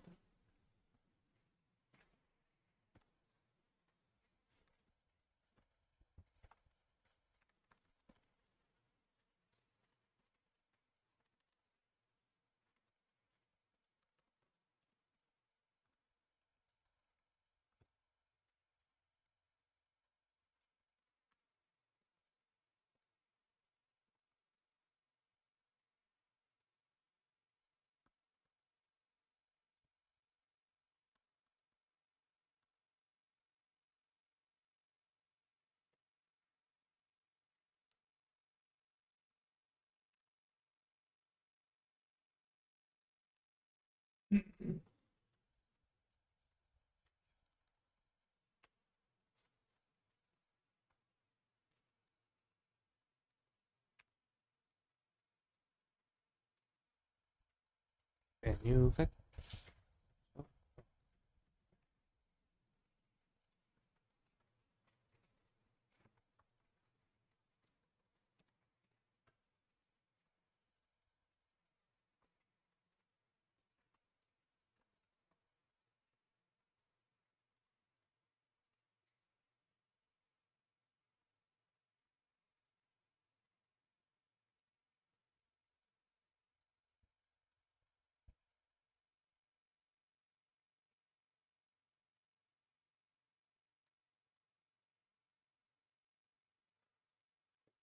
그리고 가격도 있어야 되죠.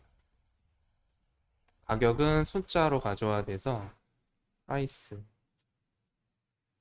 잠깐 유닛 프라이스가 있죠. 가격을 뭐 계산할 일이 있나? 계산할 때 프라이스를 쓸 일이 있나?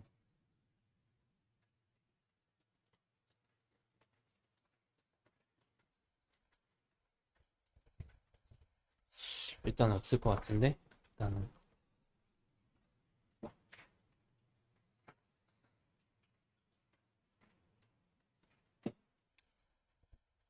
얘네 다 가져오면 프로덕트 객체로 넣어줄 수 있겠죠. 프로덕트에 프로덕트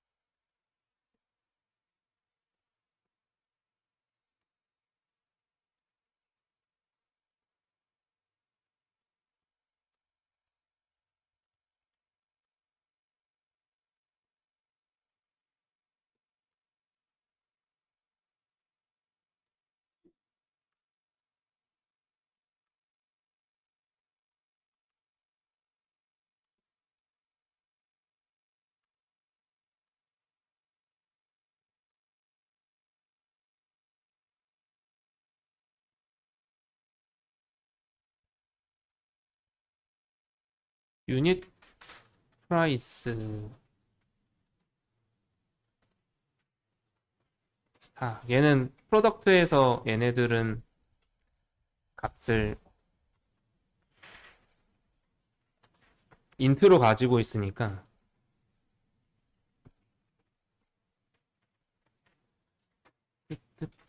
유닛 프라이스를 인트로 변환해 줍시다.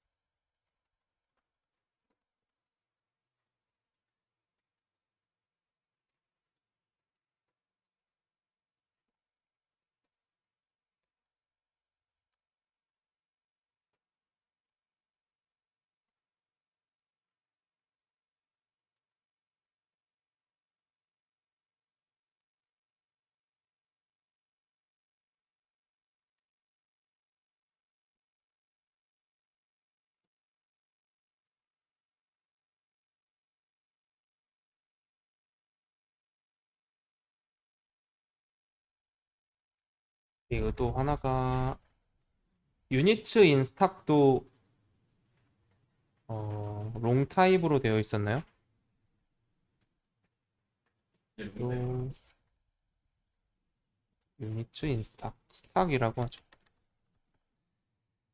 그러면 유니츠 인스탁의 비어 있으면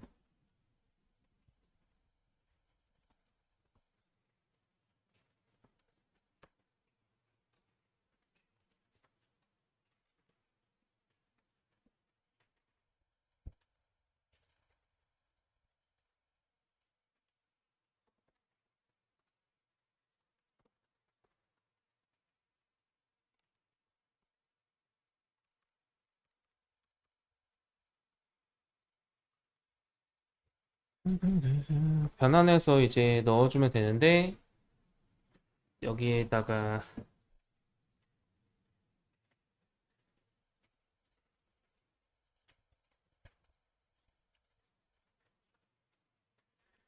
프로덕트 레퍼지토리를 가져와야겠죠?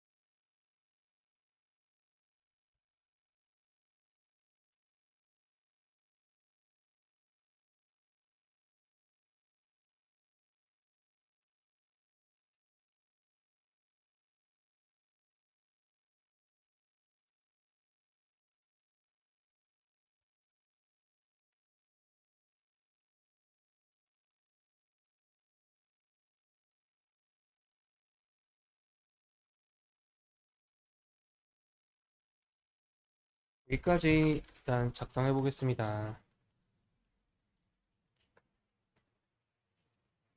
인서트는 아직 안 만들었죠? 그렇죠? 프로덕트 레포지토리 가서 데이터베이스에 인서트 요청하는 그 코드까지 완성하면 이제 기능이 완성이 되겠어요.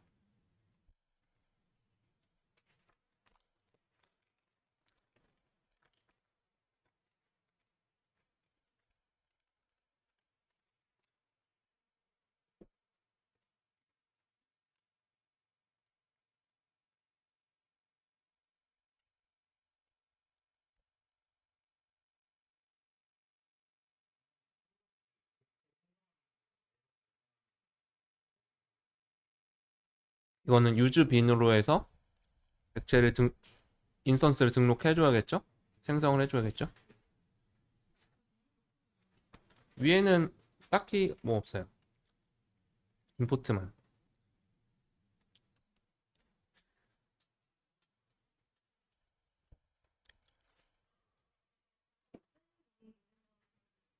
맨 위에 임포트, 프로덕트 임포트.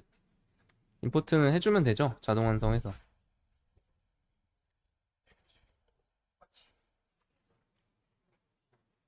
아, 뉴 프로덕트 안 하고? 그래도 되죠?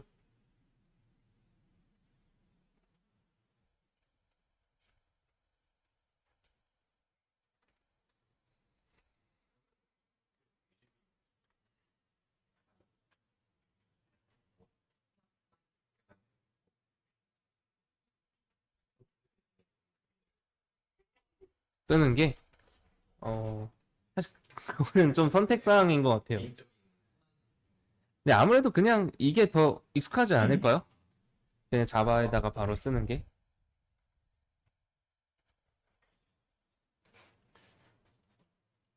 그거는 조금 차이가 있을 수 있습니다.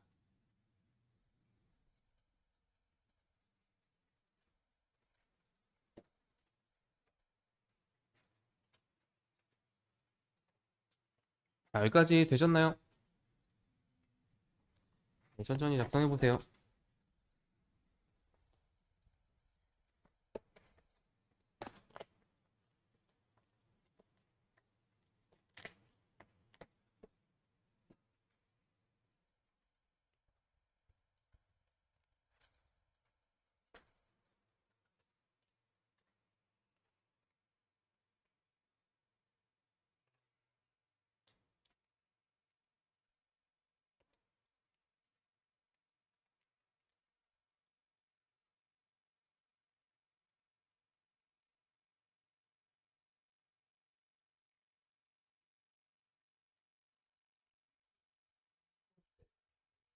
네.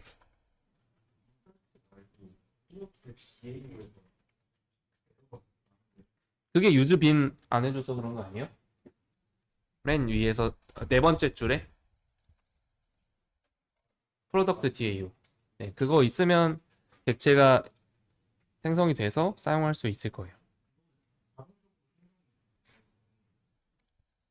아, 얘가 해주는 역할이 이 프로덕트 레포지토리라고 하는 클래스의 객체를 프로덕트 DAO라고 하는 객체 이름으로 객체를 생성을 해주는 액션 태그죠.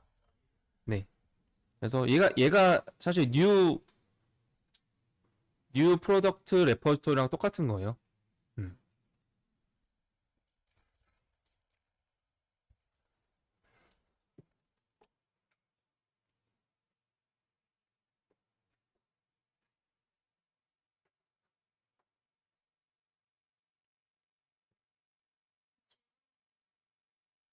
네. JSP에서 제공수를 인풋 타입을 넘버로 적었잖아요. 네. S 프로.js 가지잖아요. 네. 잠깐만. 어떤 거요? 유닛에 대해서? 어떤 걸 네임 말씀하시는 거예요? 프로덕트 아이디? 네. 파라미터가 어떤 거?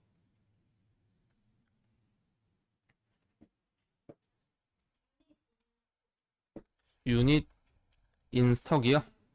add.jsp에서는 인풋 타입을 넘버로 이렇게요. add. 아, 여기서 얘는 HTML이잖아요. HTML에서는 사실 얘가 스트링이다, 인트다 이렇게 쓰이진 않죠. 자바에 인트랑 스트링이 있는 거고. 얘가 받아들일 때는 그게 이제 누구한테 달려 있는 거냐면 이 get 파라미터 메소드의 반환 타입이 뭐냐. 그 반환 타입이 스트링으로만 되어 있기 때문인 거죠. 항상 스트링으로 받아진. 되셨나요? 네. 우리가 앞에 인풋 태그에서 넘버 타입으로 지정한다고 하는 거는 그 입력하는 값이 숫자만 입력이 되도록 인풋 태그가 보여주는 것 뿐이고, 이제 서버 측으로 데이터가 넘어왔을 때에는 걔가 숫자가 들어 있어도 일단 get 파라미터로 값을 꺼낼 때에는 스트링으로만 반환을 해줘요. 거기서 이제 숫자로 쓰고 싶어서 연산을 한다 그러면 변환을 해줘야 되는 거죠. 그래서 여기서는 여러분들 가격이랑 재고수는 숫자 타입으로 뭐예요? 정수 인트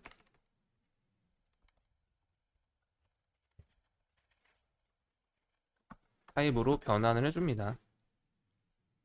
실제로 프로덕트 클래스에 그렇게 인테저하고 롱 타입으로 되어 있으니까 해준 거고, 이제 프로덕트 레포지토리에 가서 인서트 메소드 한번 작성해 볼게요. 자, 자바의 샵 DAO의 프로덕트 레포지토리 여기로 갈게요.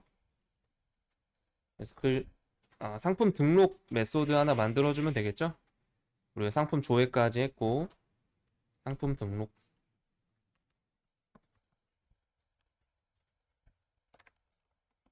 퍼블릭 인트 뭐라고 할까요? 우리가 인서트라고 했나요? 인서트 프로덕트 아니면 그냥 인서트. 인서트라고 했죠. 그냥 프로덕트를 받으면 되죠.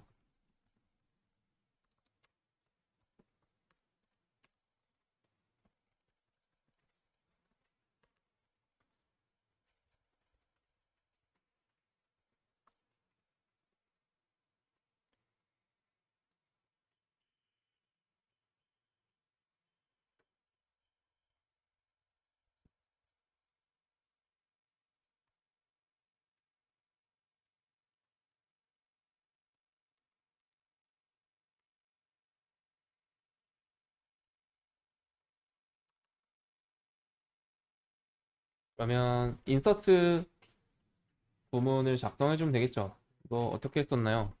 인서트. 일단 쿼리부터 만들어 볼까요? 쿼리부터 써서 넘겨줄 게 엄청 많네. 인서트 인투 프로덕트 아이디. 이거 다 쓰지 말고 여러분들 디비버나 워크벤치에 가면 SQL문을 만들어 주거든요. 디비버에 잠깐 이동을 해서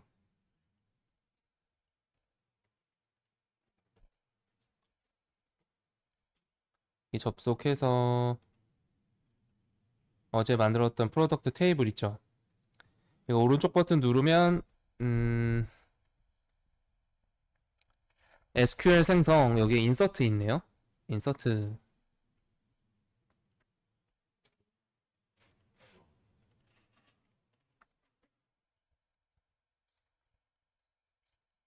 누르면 이렇게 만들어 주나요?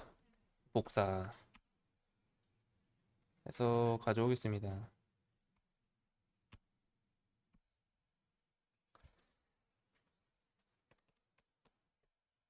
코드는 좀 정리해주고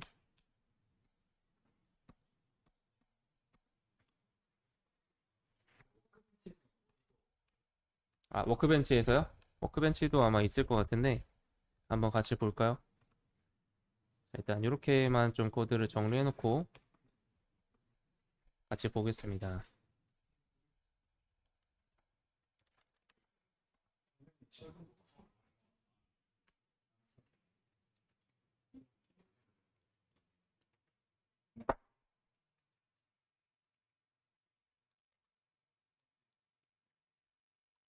워크벤치에서도 한번 인서트문 기능 볼까요? 좋은에 프로덕트에 오른쪽 버튼에 SQL2 코드 에디터 여기 인서트 스테이트먼트 있잖아요.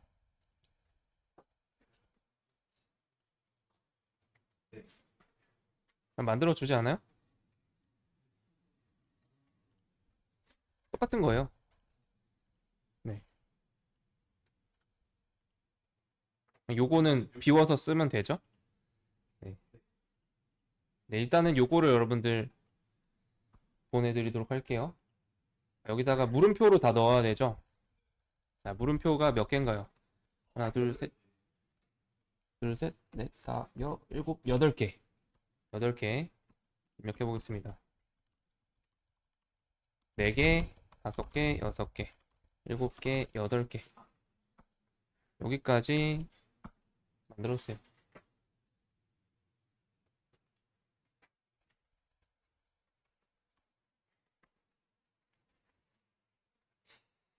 그러면 PSMT connection prepared statement PSMT set product ID는 string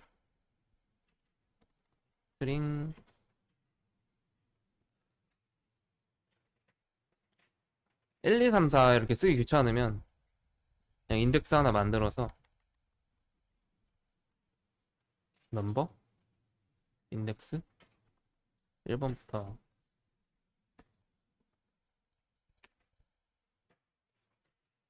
프로덕트에 get 프로덕트 아이디 트라이 캐치에다가 써야겠죠? 트라이 캐치에다가 써주세요.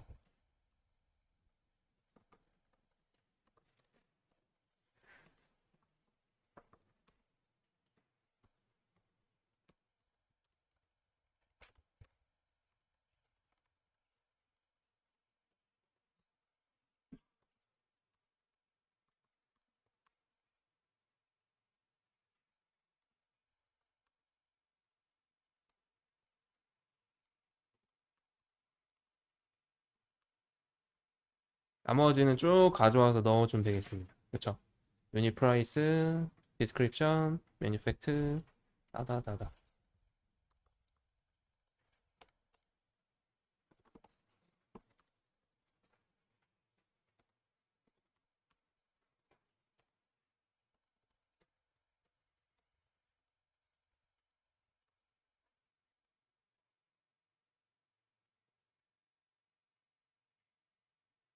왜 내 시작 표시줄이 안 내려가지?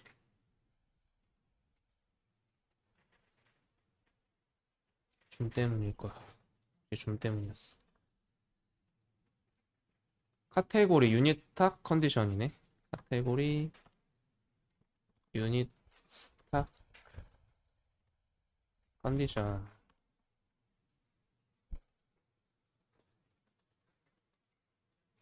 이 컨디션만 왜 얘가 붙어 있지? 이게 이미 MySQL 컨디션이라는 키워드가 있을 거예요. 그래서 그거랑 겹치지 않게 하기 위해서 이 백틱이 붙어 있는 거예요. 되셨나요? 네, 그거 참고하시면 되겠고.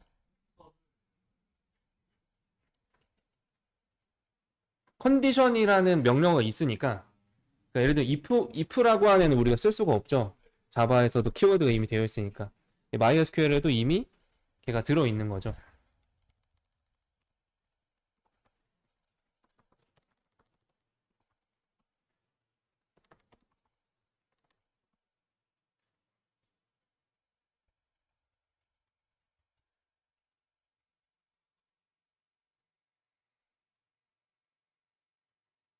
가져와서 다 연결해주고 psmt execute query가 아니라 execute update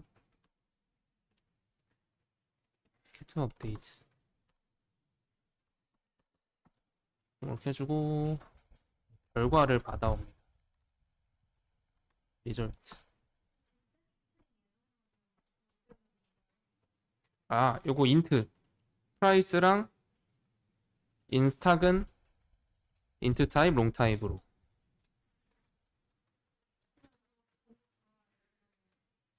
얘도 그냥 int로 했을 것 같은데. 둘 다 int. 잠깐만. long으로 해도 받아지려나? 네, 이렇게 써주도록 하겠습니다.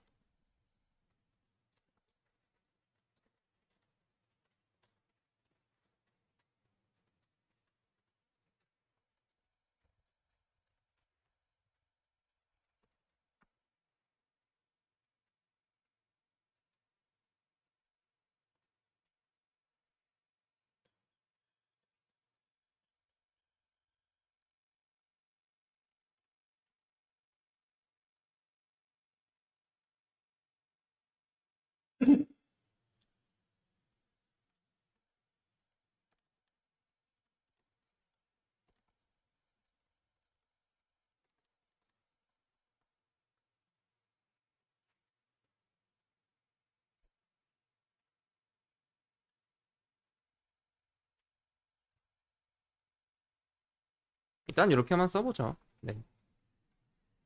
자, insert.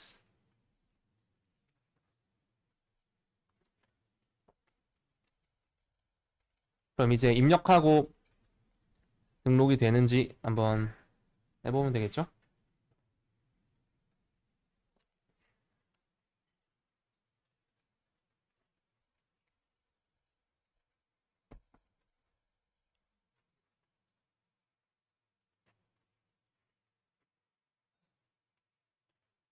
우리 보드에서 했던 거 그대로예요. 아까 FX에서 했던. 네.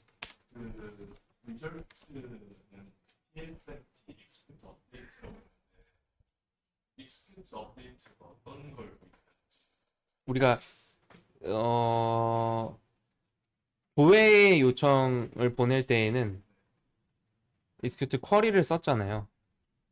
그렇죠? 조회는 쿼리고 그다음에 등록, 수정, 삭제, insert, update, delete 요청을 보낼 때에는 execute update를 써요.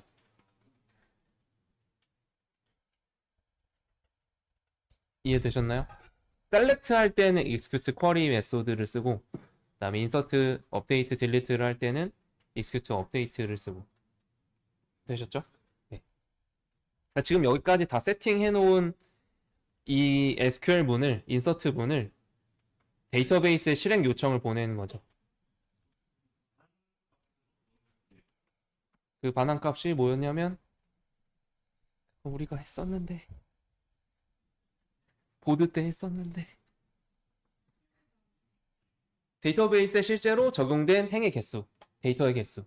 한 개를 등록하면 1이 들어오고 등록이 안 되면 0이 들어오고 10개를 등록하면 10이 들어오고. 그래서 그때 우리 JDBC 했을 때 여기 다 주석이 다 달려져 있어요. 그거 한번 보시면 돼요. 얘가 반환해 주는 거는 DB에 반영된 로우의 개수, 데이터의 개수. 그래서 여기다 써놨잖아요. 상품 몇 개가 등록되었습니다.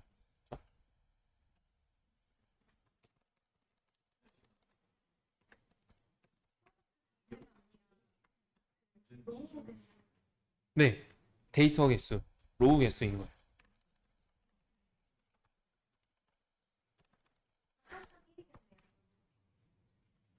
등록이 안 될 수도 있죠. 특정 상황에 의해서. 그쵸? 0일 수도 있죠. 근데 이제 저 쿼리문을 뭐 조회 쿼리에서 이렇게 바꾸거나 아니면 쿼리가 인서트가 연달아서 이렇게 있거나 하면 여러 개가 될 수도 있죠.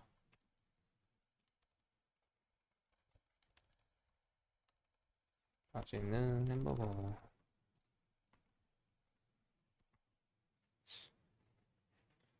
갑자기 너무 햄버거로 넘어가나?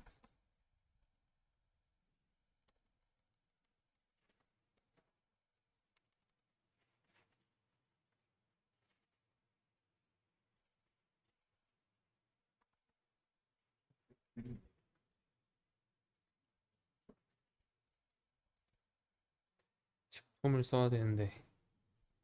등록 눌러보세요. 올라가나요? 들어가네요. 햄버거가 이렇게 목록에 뜨면 되죠? 새롭게 하나 상품을 등록해 보세요. 이 맨 위에 있는 로우는 어디에서 나온 로우인가?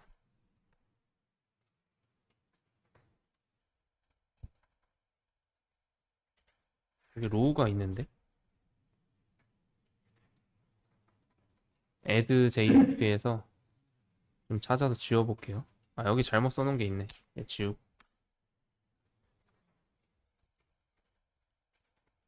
테스트 해보세요. 상품 등록. 하면 목록으로 정상적으로 작성이 되면 목록에 와서 새로운 상품이 하나 추가가 되면 됩니다.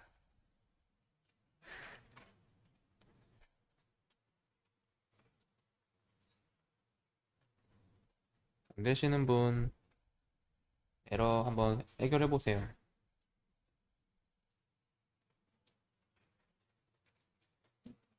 상품 목록 여기 또 띄어쓰기 해줄까?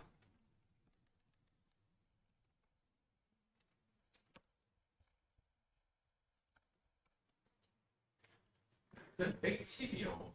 네. SQL 스트링 정의할 때는 들어가는데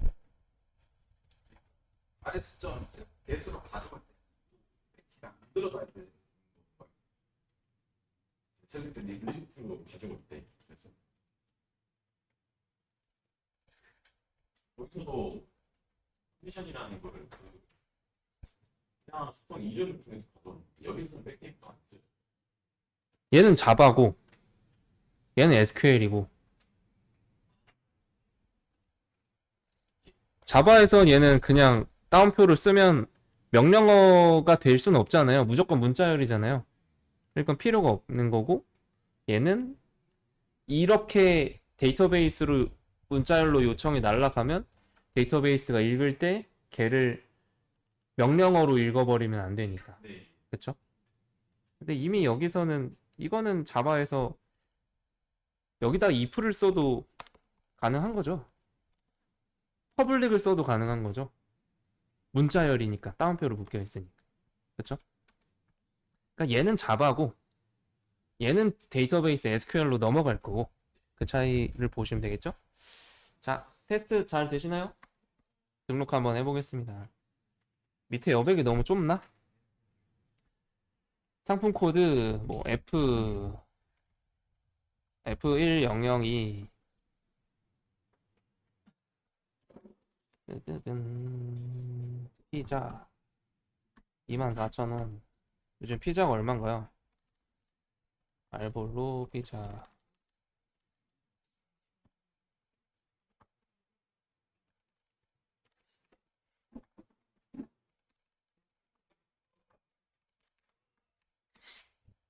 신규 제품 등록.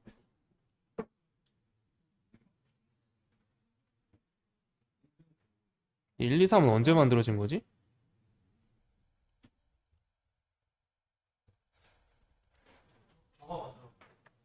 서버를 저한테 날리셨군요. IP가 제 IP로 되어 있으시군요. 자, 그러면 이런 식으로 상세 정보가 보여집니다. 얘도 좀 예쁘게 꾸미면 좋을 것 같아요. 상품 정보도. 자, 일단은 등록까지 한번 테스트 해보세요. 10분 쉬었다가 가겠습니다.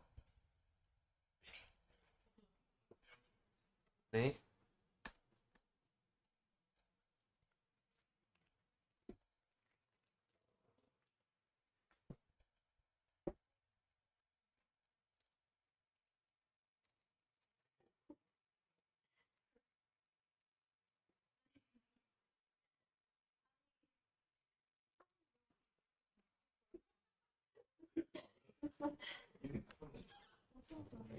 네. 패스트푸드 틱톡 올려주는 거.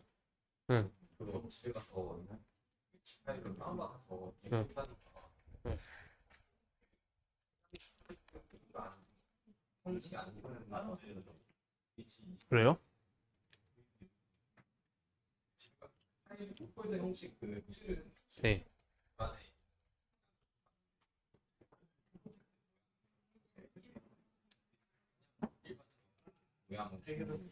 네, 원래 그래요. 여기도 자바라고 폴더 아이콘이 뜨지 않나요? 여기 아니라. 똑같이 자바로 뜨잖아요. 근데 이 지구가 안 붙어 있나요?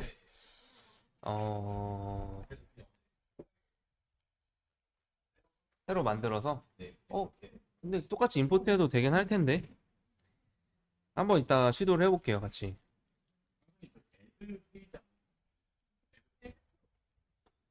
애드 프로요?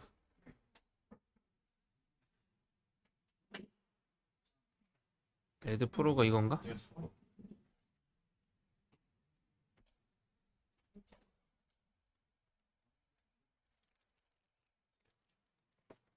우리가 숫자를 안 넣었나? 근데 이포트 말고 이포트라는 건데 폴더가 안 떠서 응? 이포트하니까 이포트에 선택하는 브라우저 프로젝트가 안 잡혀서? 네. 챕터 0202 거기 안 뜨거든요. 파일 상승이 이모트가 있습니다.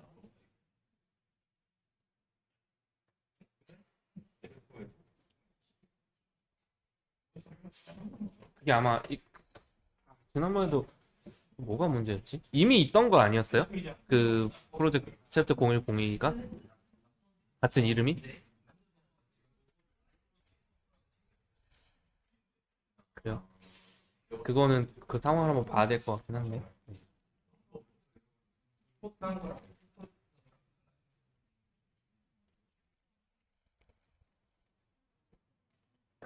오픈 프로젝트?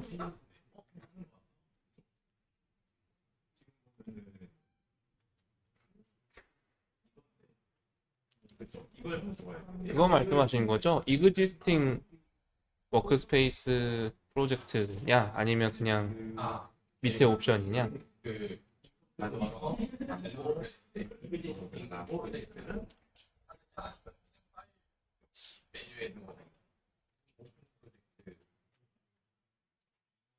그게 지금 자바하고 자바 웹 하는 거에서는 차이는 아마 없을 것 같거든요.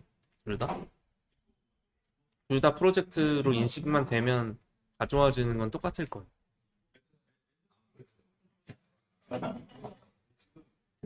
이건 한번 같이 봐야겠지.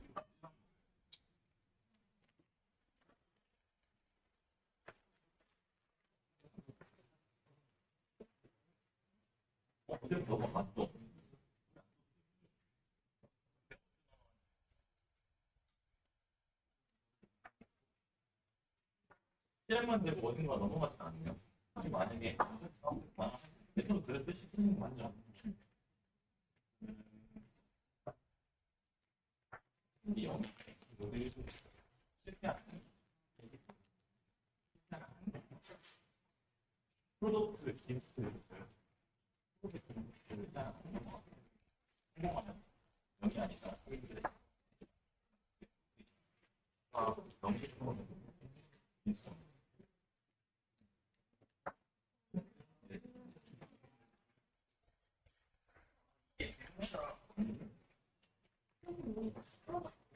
이거 진짜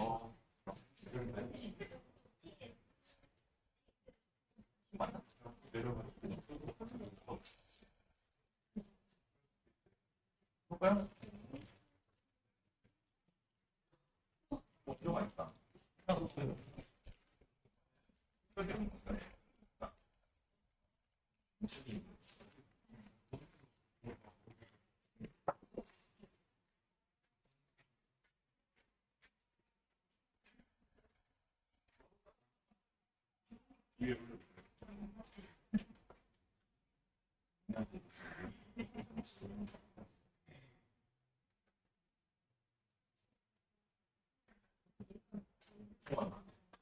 근데 들어왔네?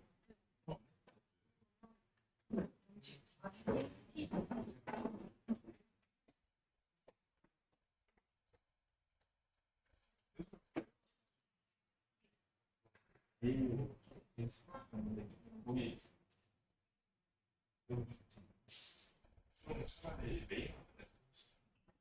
아, 이게 메인 화면 시작한 거.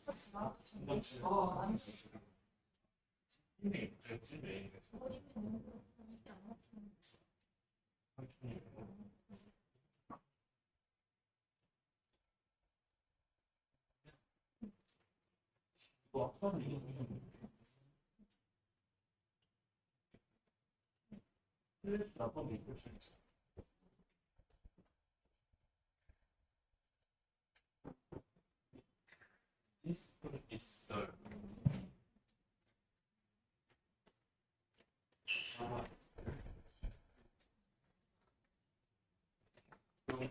제휴시간을 가는 네.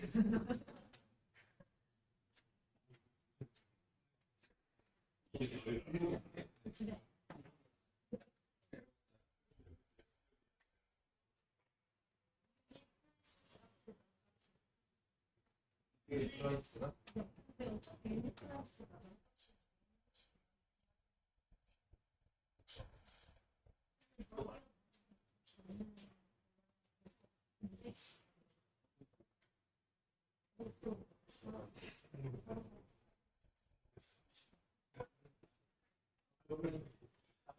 프라이스를 엔카하는 거 여기에는 미국 프라이스라고 하고 프라이스 JDBC 말을 라이브러리가 아니면 이게 맞죠. 본인 걸로 하시기엔 지역권 모든 컴퓨터 개인 것들이 일리지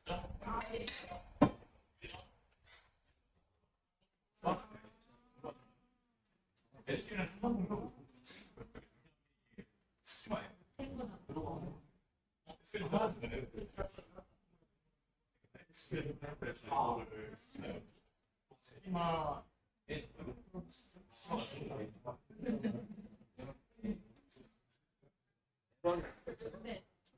넘어 그리고 1, 7점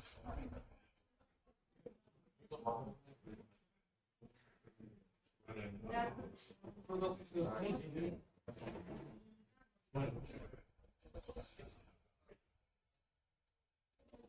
데이터베이스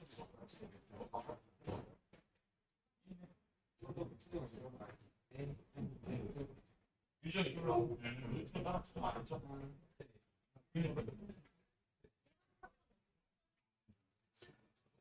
일단 여기 바로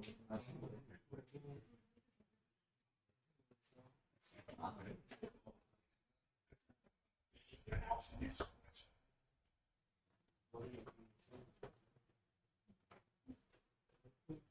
이거 그거를 해줘야 되는데.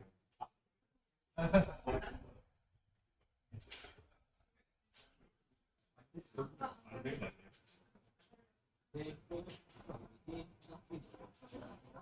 안 돼 있어. 여기까지.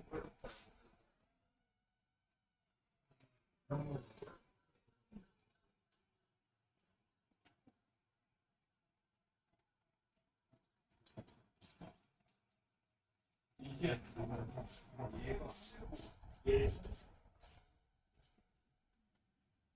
근데 얘가 안 되니까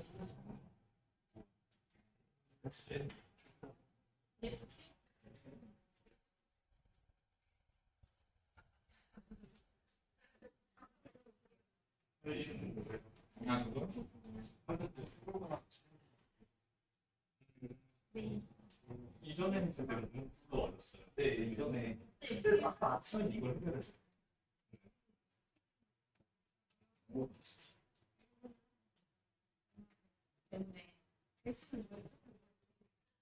띄어쓰기.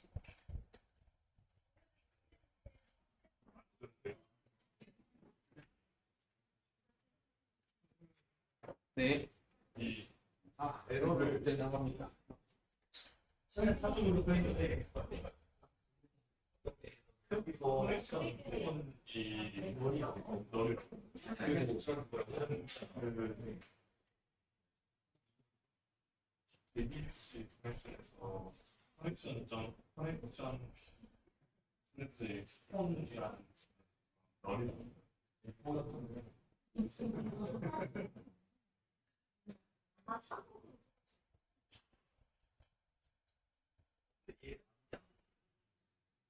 왜냐면 약간 전에 진행했던 너무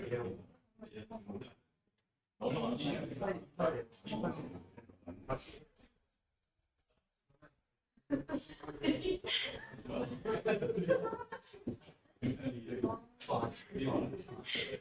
넘어가는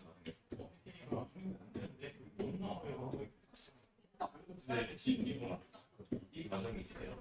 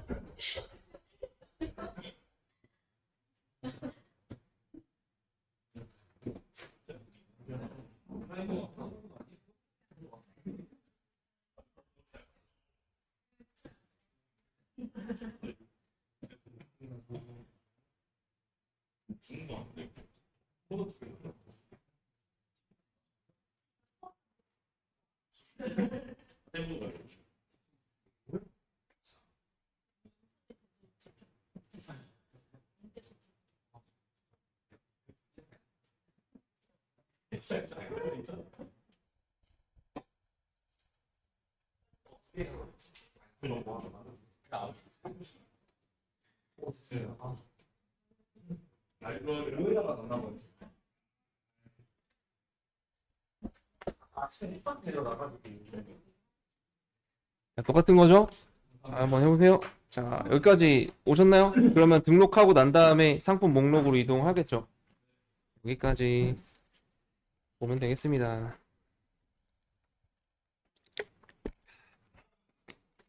자, 그럼 이제 또 다음 챕터로 넘어가서 새로운 내용 또 살펴보도록 할게요. 챕터 7을 보면 되겠죠. 챕터 7에는 뭐가 나와요?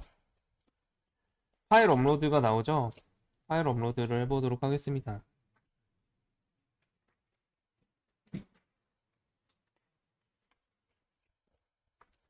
파일 업로드, 뭐 상품 이미지 등록하기 이렇게 나와요. 그래서 파일 업로드는 이제 웹브라우저에서 서버로 이제 파일을 전송하는 방법입니다.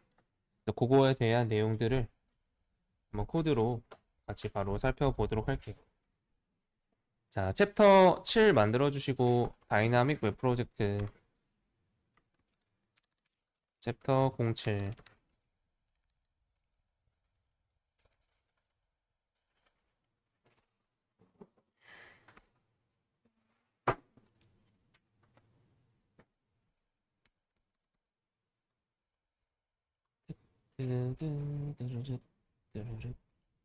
자, 파일 업로드를 하기 위해서 간단한 뭐 이름하고 파일 이름하고 파일을 전송을 한번 보내보도록 할게요. 자, 챕터 7에 와서 어디에요? 웹앱에다가 JSP 만들겠습니다. 파일 업로드 01.jsp.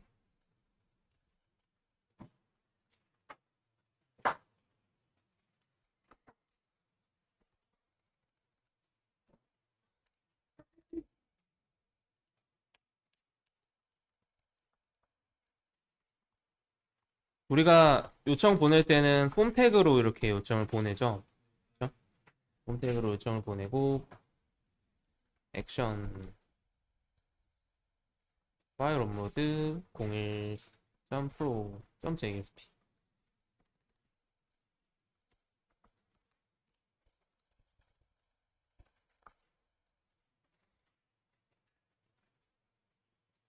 이 태그로 씁시다.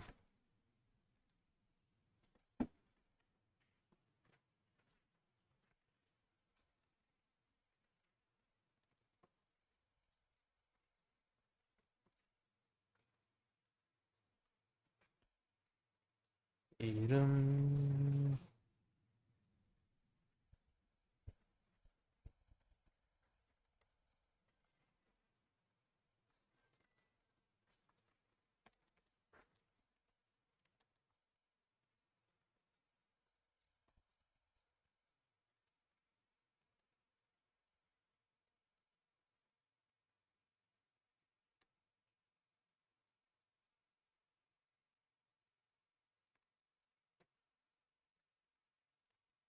인풋 태그에 타입 속성에 파일이라고 적어주면 파일을 첨부할 수가 있어요. 그럼 얘를 파일을 얘로 씁시다. 파일로 씁시다. 그리고 네임도 파일이라고 해주죠.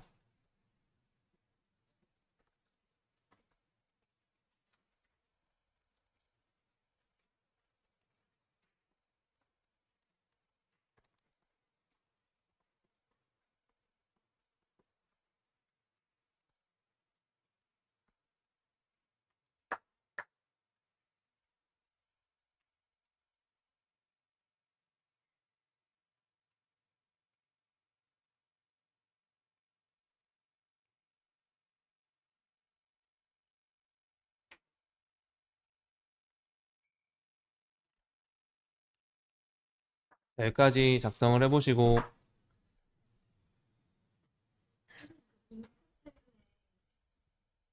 네, 슬래시가 있고 네 있어도 되고 생략해도 돼요.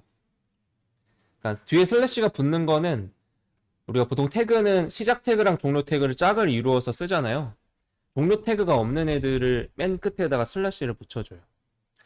자, JSP 오른쪽 버튼 눌러서 run as run on server 실행해 보겠습니다. 이게 왜 계속 이렇게 걸리지? 보통은 자동으로 바로 연결해 주거든요. 서버를 설정에 속성에 들어가서 지정해 주겠게요.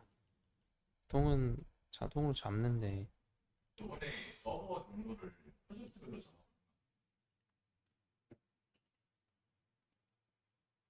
서버 경로를요? 서버는 서버 탭에 이클립스에서 기본적으로 하나가 잡혀요.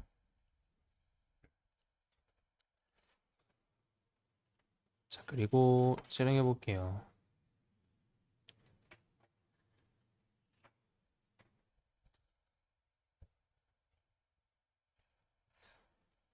자, 그러면 이렇게 파일 업로드하는 화면이 나오나요?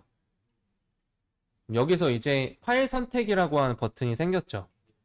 뭐 이름을 간단하게 써보고 강아지 하고 파일 선택 눌러서 이미지를 선택을 해보는 거예요.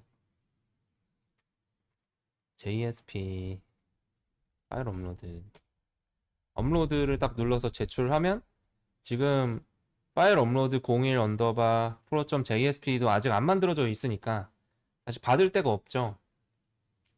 업로드 누르면 일단 404가 나옵니다. 그렇죠? 그래서 파일 업로드 01 pro.jsp를 생성을 해줄게요. JSP 파일을 만들어 줄게요.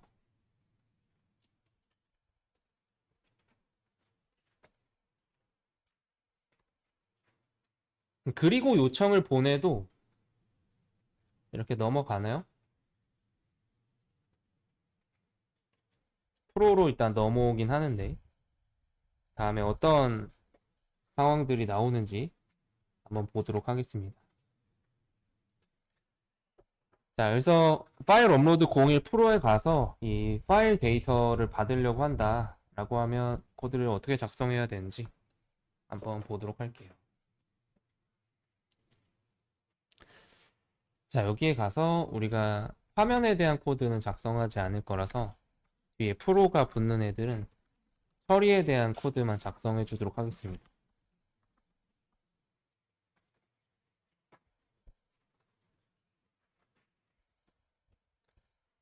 이 파일을 요청으로 받아와서 처리할 때는 멀티파트 리퀘스트라고 하는 객체로 받아올 수가 있어요. 나오나요? 멀티파트 리퀘스트 안 나오나요?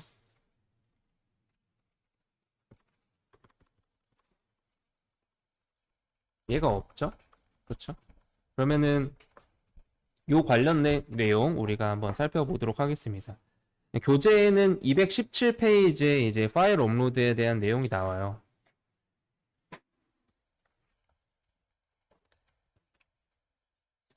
218페이지 보시면 뭐 멀티파트 리퀘스트를 이용한 파일 업로드라고 해서 얘를 사용하기 위해서는 라이브러리가 하나 필요하대요. 그렇죠? COS라고 하는 오픈 라이브러리 파일을 가져와서 적용을 해줘야 된다. 그러면 얘를 제공해주고 있는 사이트는 sublist.com, sublist.com COS 여기에서 이제 다운로드 받을 수가 있다라고 하고 있죠. 그래서 그거 한번 먼저 라이브러리를 받아보도록 할게요.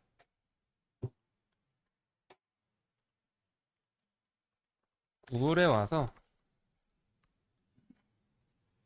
sublist라고 검색해 볼까요? 그럼 sublist.com 나오죠? 그러면 COS 이렇게 있네요. 일단은 공식 사이트로 들어가 보고 그럼 뭐 여러 가지가 막 뭐 써 있는데 이게 정상 동작하는 건지 사이트가 좀 애매하네요. 여기 아래쪽에 내려와 보시면 서블릿 소프트웨어 COS 파일 업로드 라이브러리라고 있죠. 다운로드 패키지 한번 들어가 보겠습니다.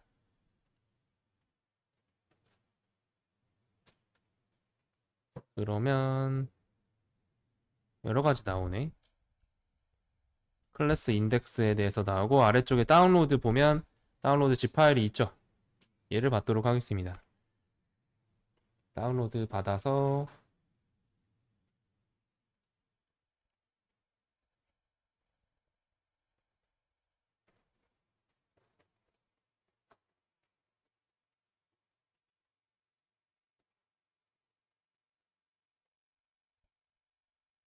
라이브러리에 등록해서 사용을 해주도록 할게요. 이 멀티파트 리퀘스트 자체가 이 파일에서 가지고 있습니다.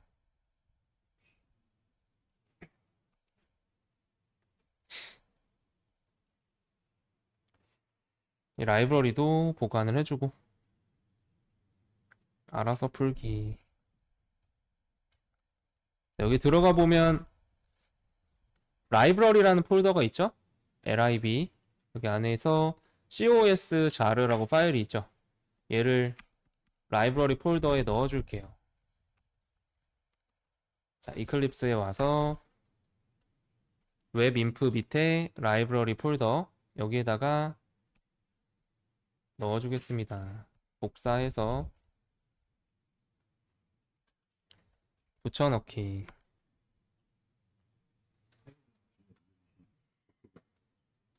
어떤 거요? 아, 접속이 안 되세요? 그 사이트만 안 들어가죠? 아니면 인터넷이 안 돼요? 그 사이트만 안 들어가죠? 네. 제가 요거를 넘겨드리겠습니다.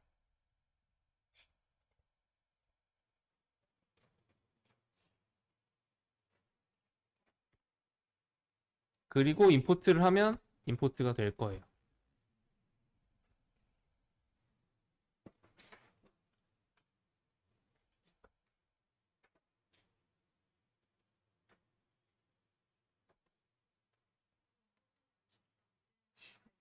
컨트롤 스페이스가 안 돼요? 컨트롤 스페이스, 저도 컨트롤 스페이스만 쓰고 있어요. 되셨나요? 네, 또 다운로드 아직 안 되고 있는 분도 계셔서 받아보세요. 줌에다가 일단 보내드렸거든요.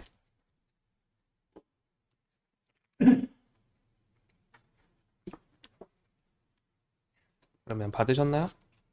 네. 가져오고 이제 코드를 이어서 보도록 하겠습니다.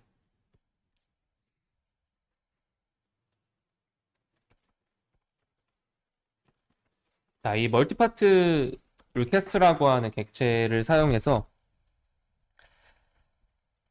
웹페이지에서 서버로 업로드되는 이 파일을 다룰 수 있는 클래스예요. 자, 얘는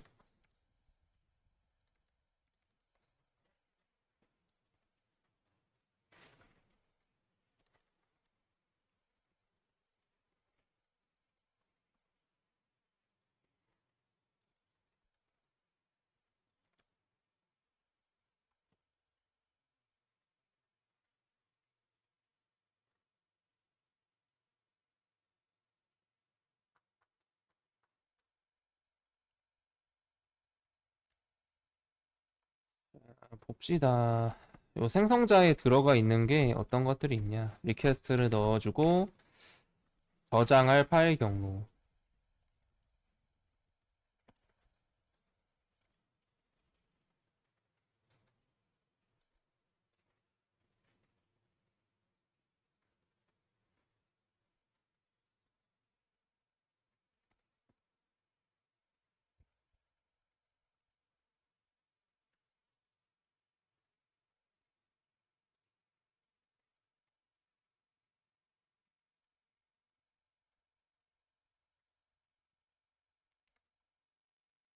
이런 정보들을 넣어주고 객체를 생성을 합니다. 그러면 리퀘스트를 처음에 요청을 받아와야 그걸 가지고 내부에서 파일에 대한 처리들을 할 수가 있어요. 리퀘스트를 처음에 넣어주고 우리가 저장할 경로는 어디에다가 해볼까요? 여기 내부에 할 수 있는지 한번 테스트도 해봐야 되는데 프로젝트 밑에 업로드라는 폴더를 만들어서 한번 시도를 해보도록 하죠. 업로드. 그 다음에 파일 최대 크기. 우리가 얘가 바이트 단위로 되어 있기 때문에 1024라고 쓰면 1024바이트면 킬로바이트죠. 거기서 또 1024를 또 곱하면 메가바이트가 되겠죠. 그래서 최대 뭐 10메가바이트만 쓰겠다라고 하면 이렇게 쓸 수가 있겠어요.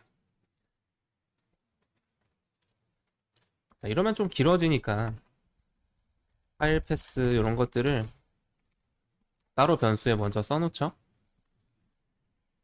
업로드.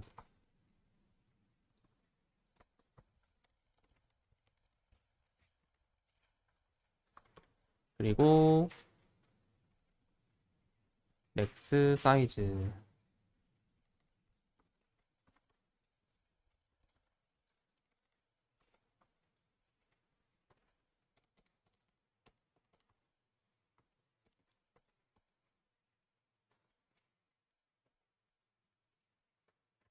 인코딩 타입은 그냥 써줄게요. UTF-8.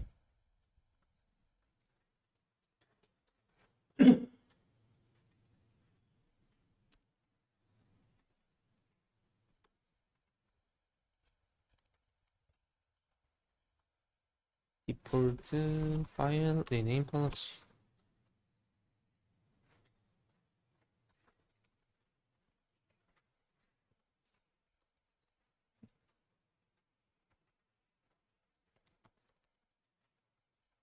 자, 이렇게 해서 멀티파트 객체를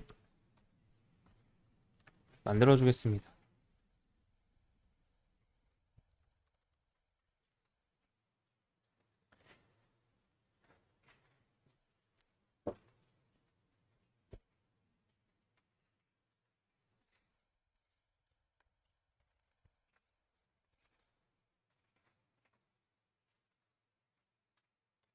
음,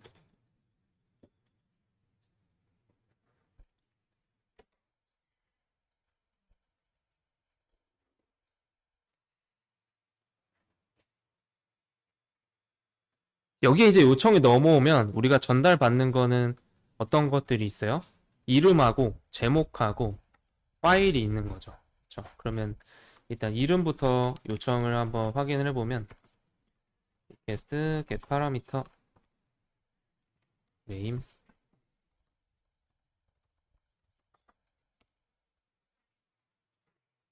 타이틀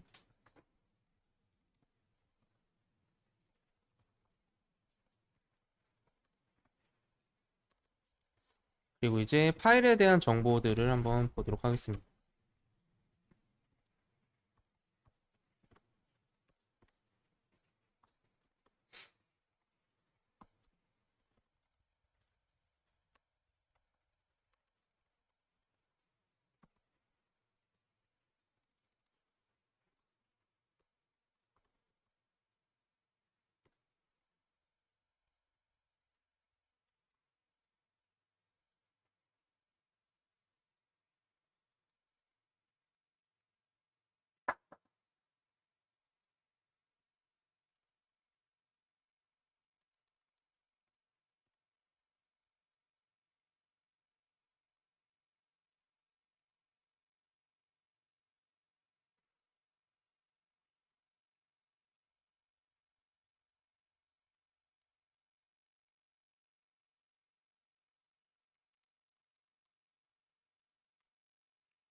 네임이 겹치나요? 앞에 있는 이름이랑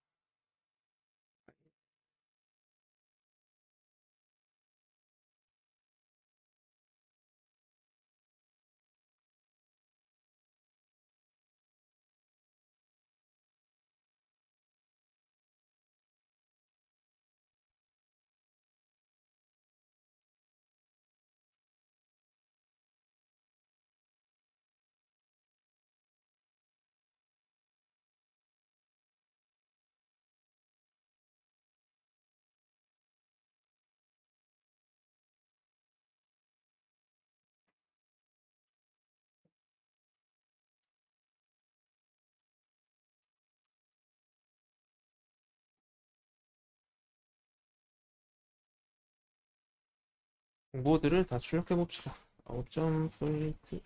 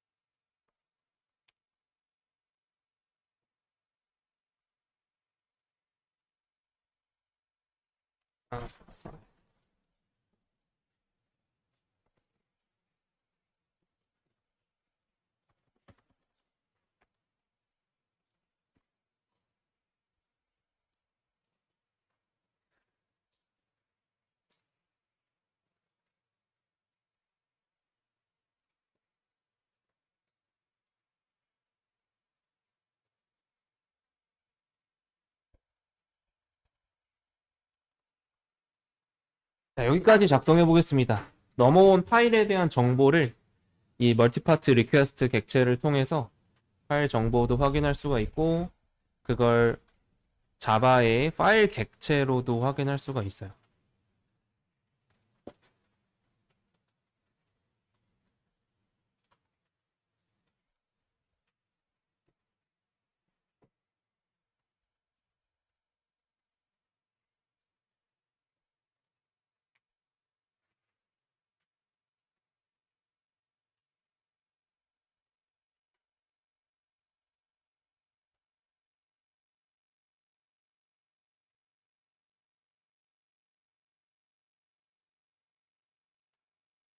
자, 여기까지 작성해보고 테스트를 한번 해볼게요.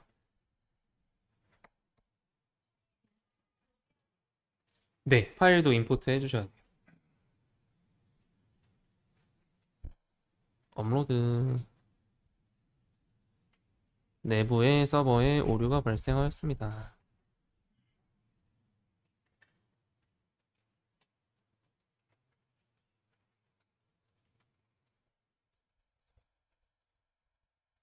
not a directory라고 나오죠? not a directory에서 업로드 기본 경로가 요게 안 되는 것 같은데 한번 테스트를 좀 해볼게요. 프로젝트에다가 업로드 폴더를 하나 만들어 보세요. 그리고 다시 요청 보내고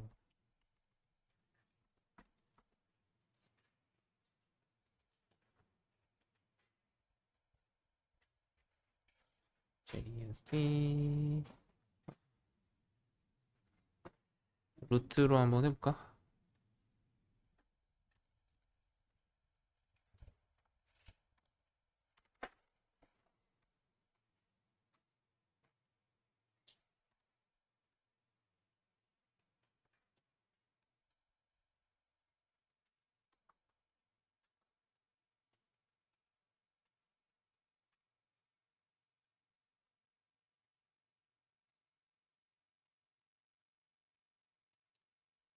또 나더 디렉토리라고 해서 경로를 못 잡네.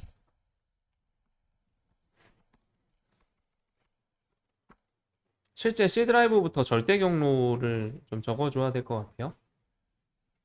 프로젝트 내부로 쓰고 싶은데 그게 안 잡히니까 그거 일단 좀 확인해 보도록 하고 여러분들 그 드라이브 있죠? 사용하고 있는 개인 폴더를 잡아서 저는 무슨 드라이브가 써지고 있지?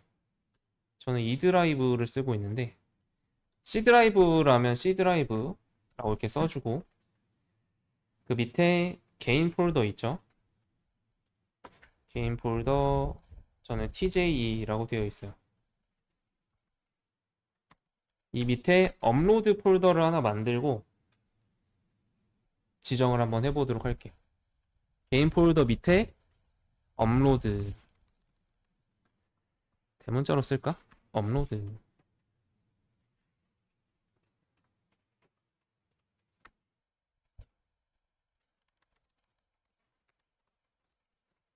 경로가 잡히는지 한번 테스트 해보겠습니다.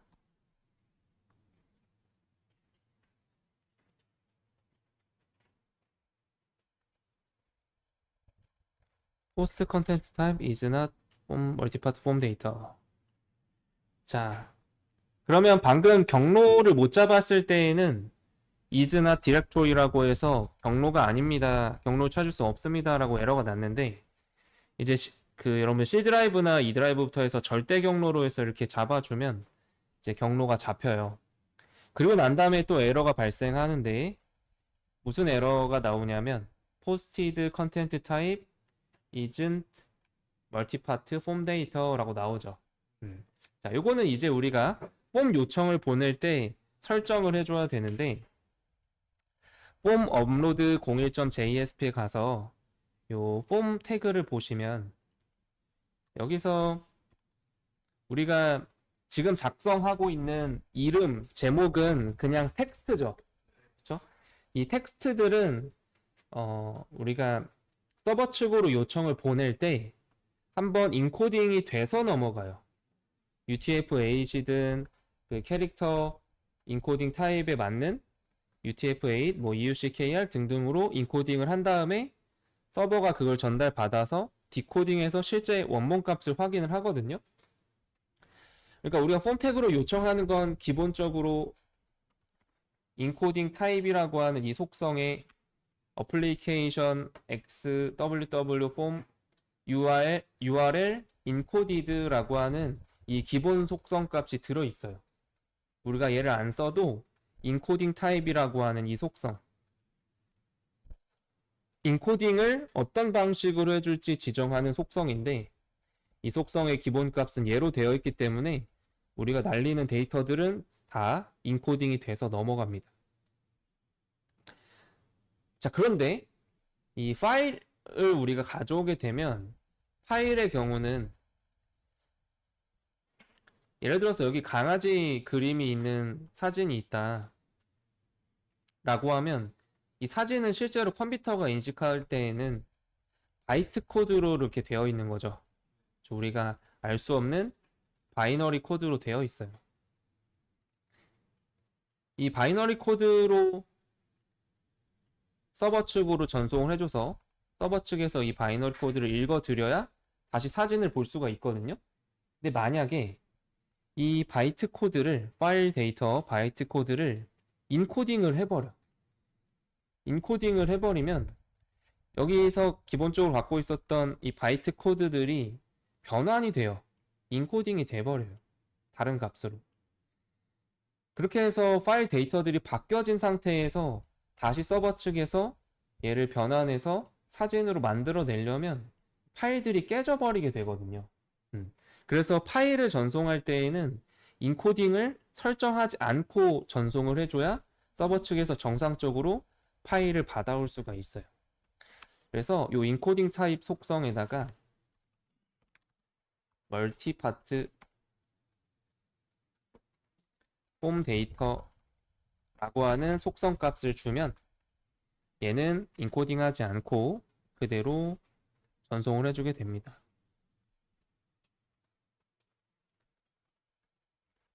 자, 네, 텍스트요? 텍스트도 그대로 전송이 돼요. 응? 아, 지금은 파일 때문에 문제인 거예요. 그러니까 텍스트는 사실 크게 문제가 안 되죠. 그런데 파일이 같이 포함돼서 전송될 때에는 파일 데이터가 깨지면 안 되기 때문에 그 구조를 유지를 시켜줘야 돼요.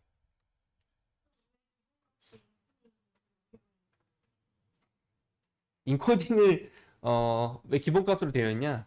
기본적으로 인코딩을 해서 보내는 게 데이터 그 형식이나 이런 것들을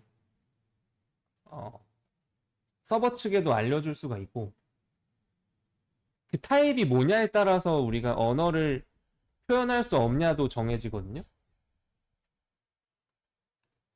그러니까 인코딩 타입이 들어가 있어야 UTF-8으로 다시 변환해서 가져온다거나 아니면 다른 방법을 찾을 수가 있어요. 자, 그래서 그거에 대한 설명 조금 우리가 정리를 해놓고 보도록 할게요. 자, 잠시만 기다려주세요.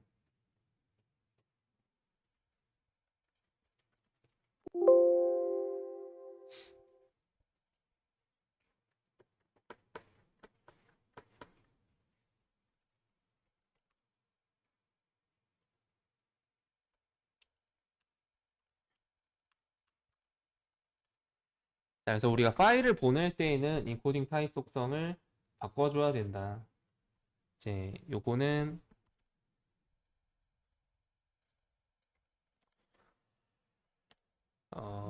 작성해 놓은 폼 데이터가 서버로 전송될 때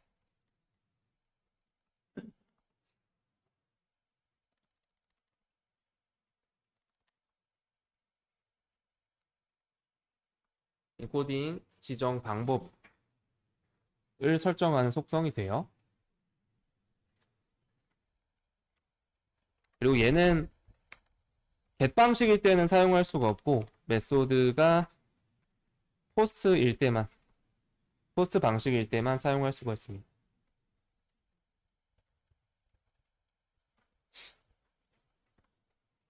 여기에 대한 옵션 아까 자동 완성해서 나온 요 값이랑 그 다음에 멀티파트 폼 데이터 그 다음에 텍스트 플레인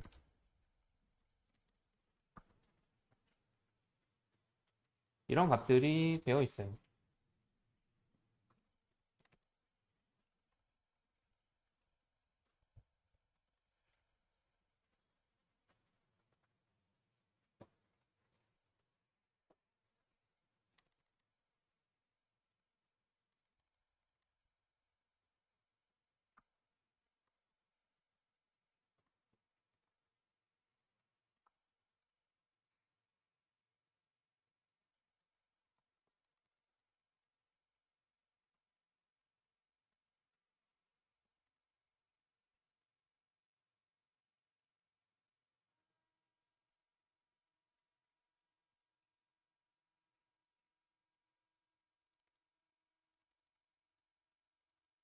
이런 속성 정보들이 들어 있습니다.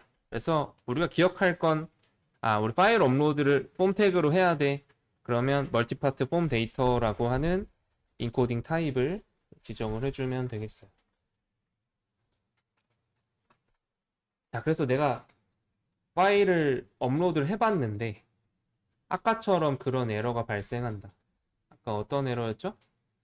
이런 식으로 컨텐트 isn't 멀티파트 폼 데이터 이런 에러가 발생한다. 그러면은 뭐를 해주면 돼요? 인코딩 타입의 멀티파트 폼 데이터 얘를 넣어주면 된다라는 거예요. 테스트를 한번 해보도록 하죠.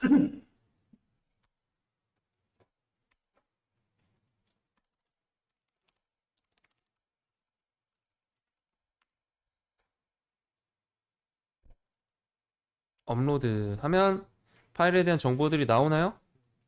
실제 파일 이름이 안 뜨네. 네이버로 이름이 잘못되어 있나요? 그쵸. 여기 파일이 돼야 되죠. 파일. 제가 요거를 가져온 파라미터 이름을 파일이라고 했는데 잠깐만요. 봅시다. 이걸 어떻게 쓰는 게 좋을지. 위에 이미 네임이 있어 버리니까 얘를 쓸 수가 없네. 파일이라고 씁시다. 여기도 파일, 또 파일. 그리고 얘는 멀티파트 get 파일. 또 파일이 돼야 되는 거죠. 여기 인자에 다 파일을 넣어주세요.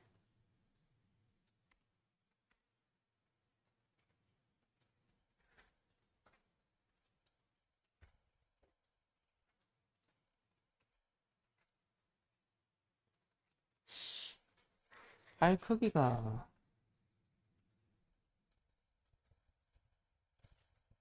저만큼밖에 바이트 수가 안 나오나?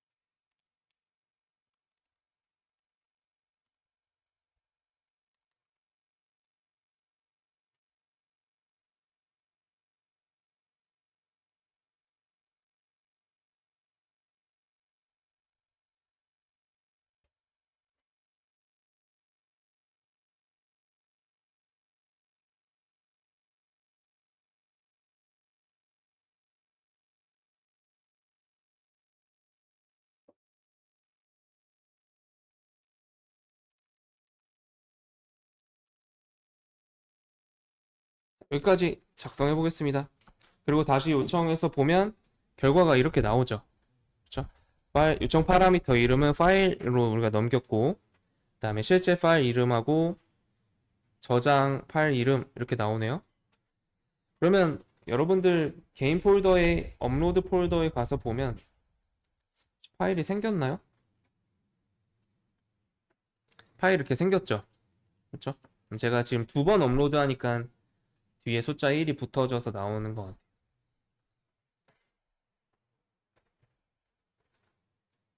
그리고 아마 여기서 우리가 파일 객체로 넘어오면 get 파일 get pass도 나오지 않나? get pass로 해서 저장된 경로도 볼 수 있을 텐데 이것도 한번 볼까요? 5.println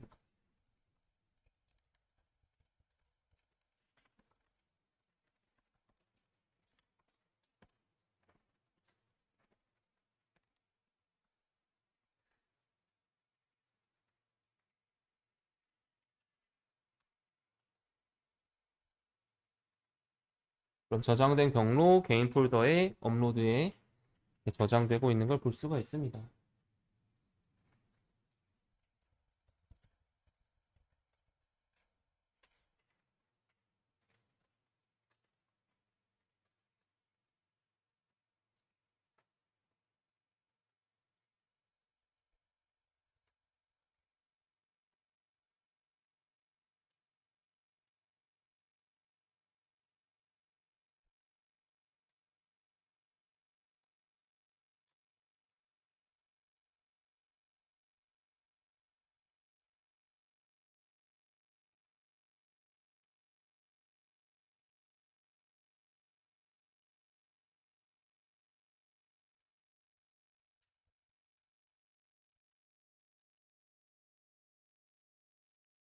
여기까지 가져오셨나요? 한번 보도록 하겠습니다.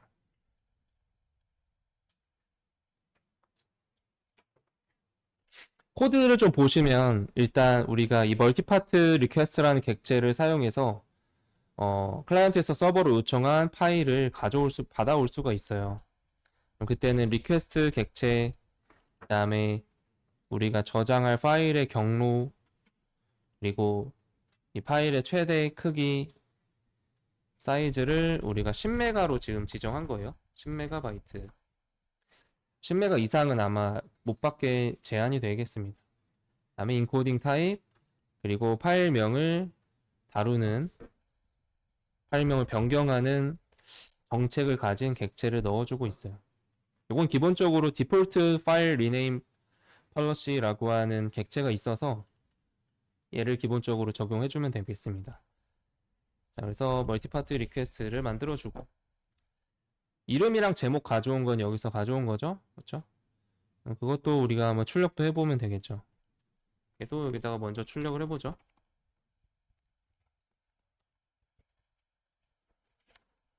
네임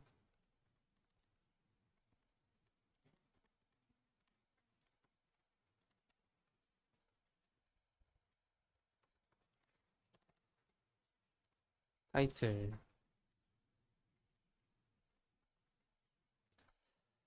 자, 그리고 멀티파트 리퀘스트 객체로 get file names에서 가져오면 그 파일에 있는 정보들을 가져와요. 그럼 반복을 하죠. 반복하면서 다음 요소 가져와서 파일 이름 꺼내고 두 번째 꺼내고 세 번째 꺼내고 할 수가 있겠죠. 자, 지금은 우리가 파일을 하나만 업로드하고 있죠. 근데 만약에 인풋에서 우리가 여기다가 파일 선택을 할 때 제가 여러 개를 만약에 올리고 싶어요. 그러면 컨트롤 키 눌러서 여러 개 선택을 할 수가 있어야 되겠죠. 근데 기본 값은 단일 선택만 되게 되어 있어요. 그래서 만약에 여러 개의 파일을 선택하고 싶다. 그러면 홈 태그에 가서 인풋 속성에다가 인풋 파일 타입 파일로 해놓은 거에 왜 자꾸 넘어가냐. 자, 여기다가 멀티플이라고 추가해주면 돼요. 그러면 여러 값들을 여러 파일들을 선택할 수가 있어요.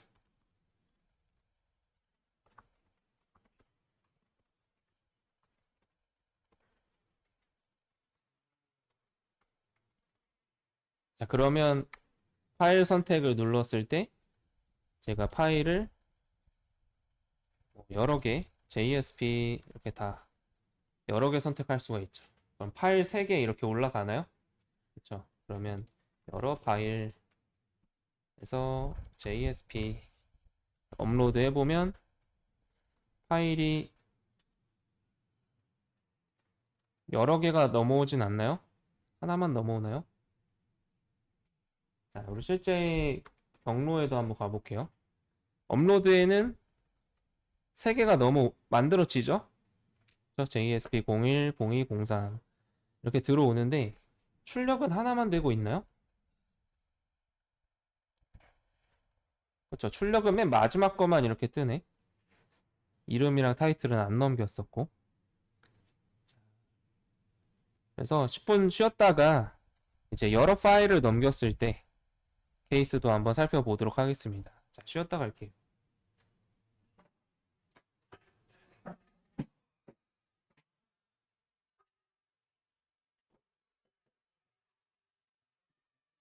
네. 배열 같은 거에 넣어도 다 근데 이너버레이션을 사용하는 걔가 그 반복할 수 있도록 해주는 객체예요. 네. 원래는 뭐 벡터 이런 거 사용해도 되는데 그러니까 얘가 반환해주는 타입이 그거라서 그래요. get file names라고 하는 애가 반환해주는.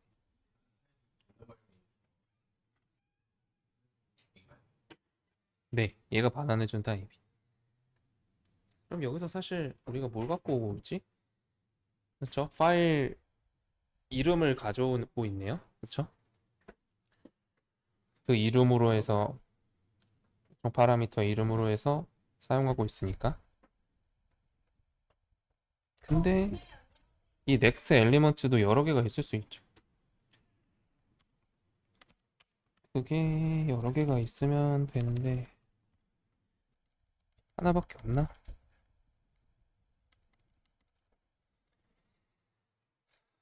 파일즈에 엘리먼트는 하나일 거고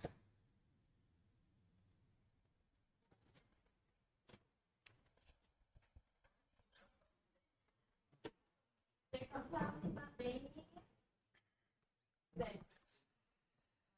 네, 알겠습니다.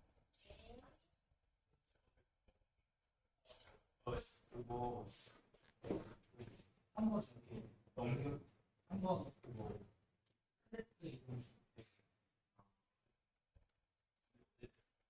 그거만 쓰면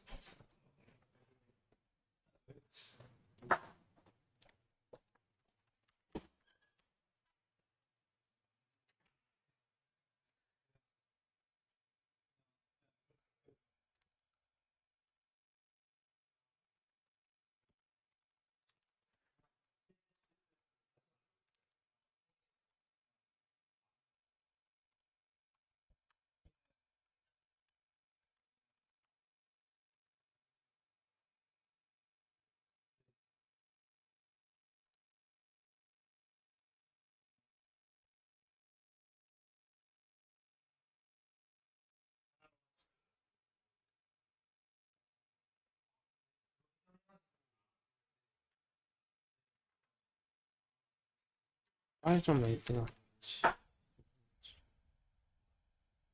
똑같이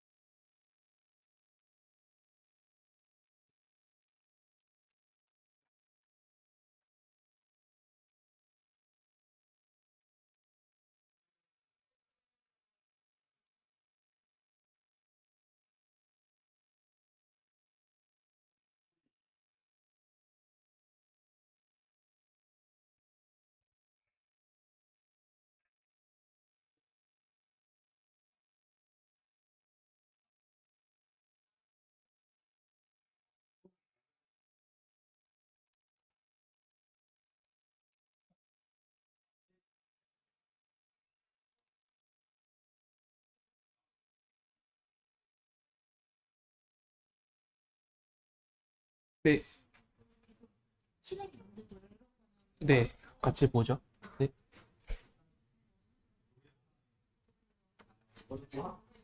해부학까지 그냥 최대한 8분인데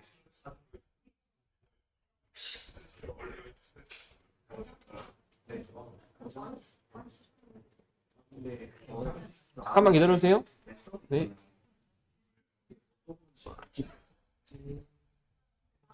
해결했는데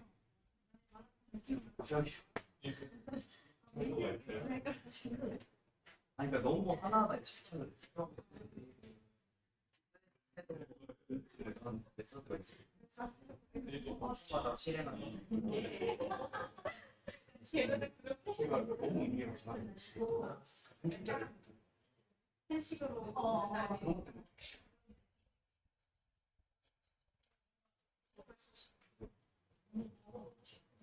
그리고 리스폰이라는 개념이 저한테 너무 안 하는 것 같아요. 맞아. 새로 생성하다 이렇게 돼 있는데 뭘 생성하는 건지 그런 게 너무 아까 전에 생각 어제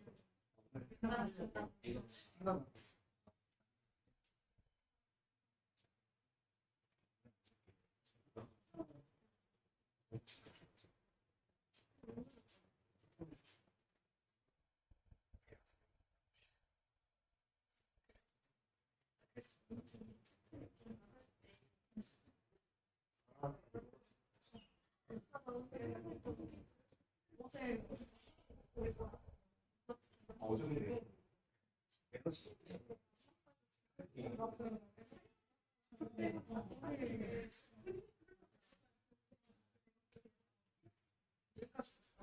많이 하는데요. 여기는 좋지? 호텔 세트랑 말까? 대박. 스크립트만 넣었어. 스크립트 보니까 좀 되게 좋았어.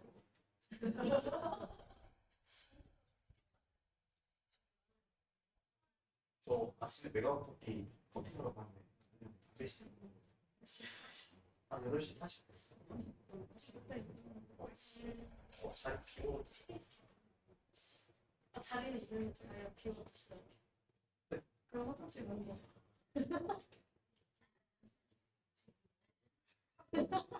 기다리는 것좀 왜 이걸 그냥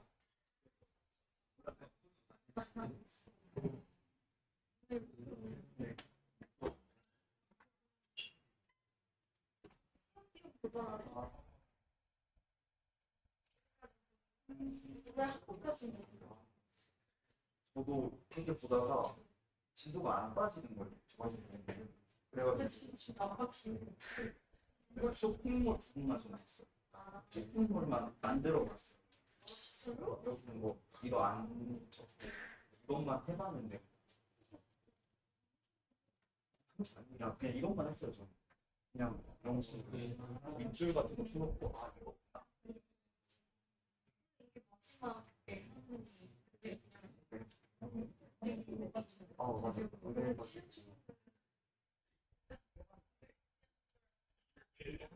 모르겠다. 네. 작업이 같이 그래서 안 했어요. 전 적용 안 했어요.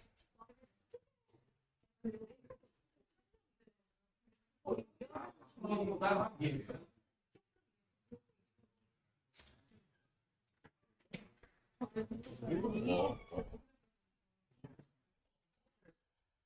저는 조금 수비를 좀 밀어놨어요. 저도 그렇긴 한데 그냥 자체가 그거는 그냥 CSS를 간단하게 넣어줄 수 있다는 저희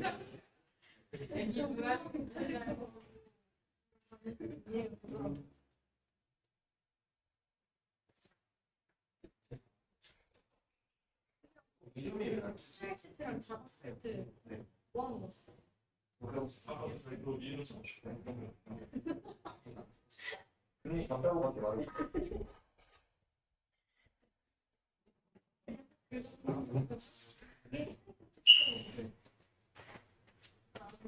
그거 쓰시고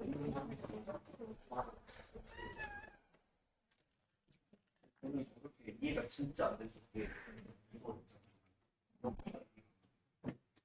아니 구조가 이렇게 오픈이 생긴 게왜 여기에 그냥 안 나오더라고요. 아, 저거 죄송합니다. 안 나와. 저는 이 자바 리소스를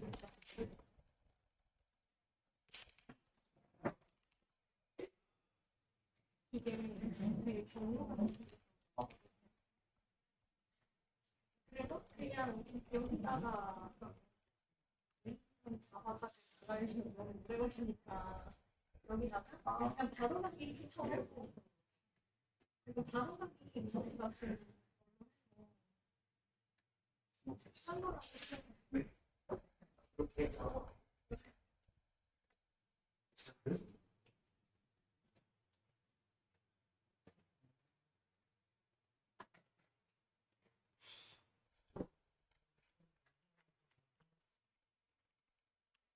이미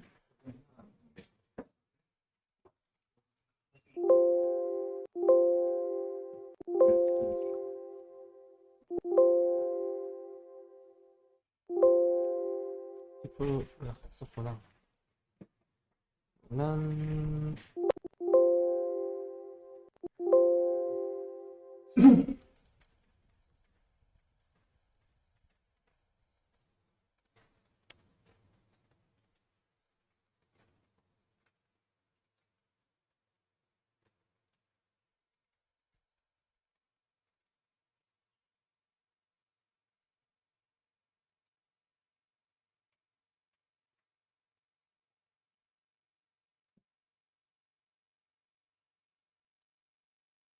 지금처럼 여러 파일을 올렸을 때 일단 이렇게 등록이 되면 파일은 가져와지는데 각각의 파일에 대한 정보들을 하나씩 보려면 get file names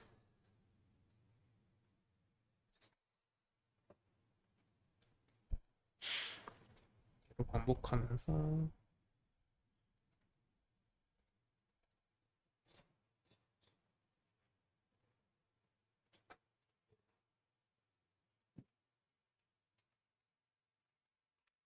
얘 요소가 몇 개가 나오는지 한번 볼게요.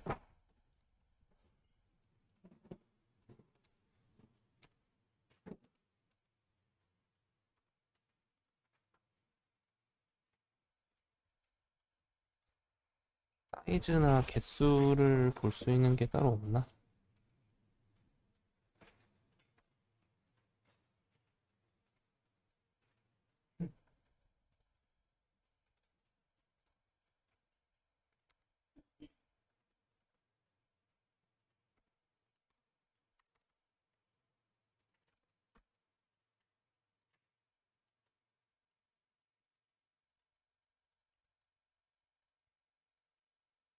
네임이랑 타이틀도 지금 뭐 안 받아지고 있죠. 그것도 좀 봐야 될 것 같은데 이너머레이터 이것만 나오네. 파라미터 네임 타이틀 우리가 앞에 폼 태그에서 네임이랑 타이틀 이렇게 넘겼죠. 근데 얘가 멀티파트로 띄워지면서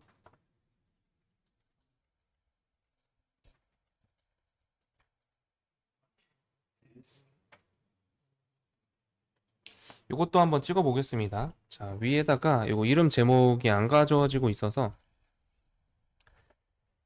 얘를 지우고 그다음에 아까 들어왔어요? 아까 들어왔어.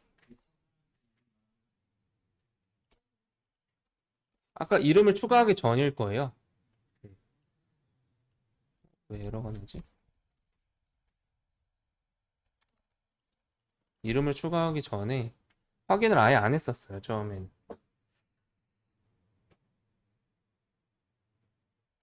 작성하다가 에러가 났는데, 자, 일단은 얘도 이너머레이션으로 가져오겠습니다.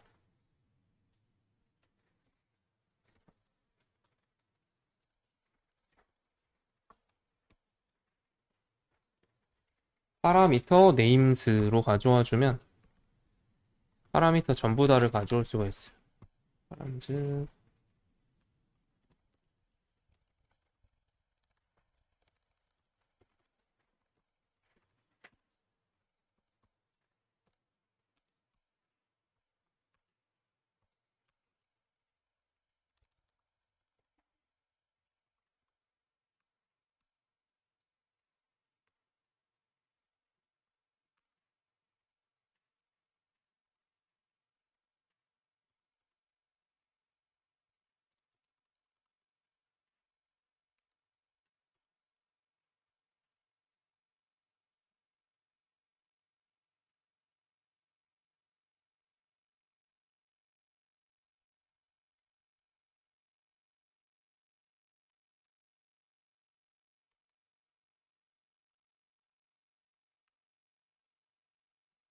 파일을 안 넘기니까 에러가 나네.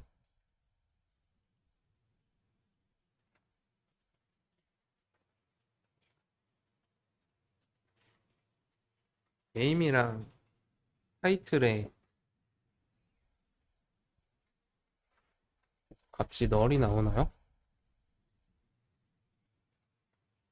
컨텐트 타입이 아니지. 왜 컨텐트 타입을 파라미터 네임이 돼야겠지.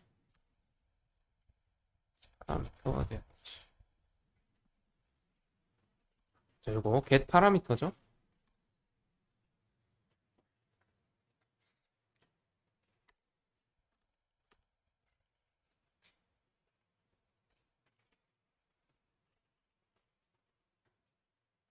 그러면 이렇게 넘어옵니다. 여기도 한 칸 띄워주고 요청 파라미터하고 밑에 파일 데이터를 정보를 볼 수가 있어요. 근데 여러 개 넘겼을 때가 이제 문제인데 여러 개 넘겼을 때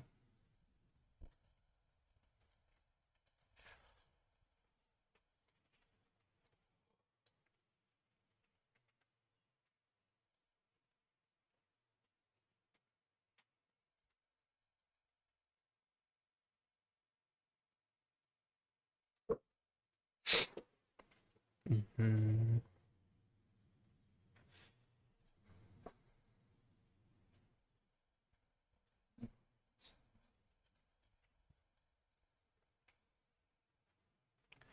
파일 네임즈로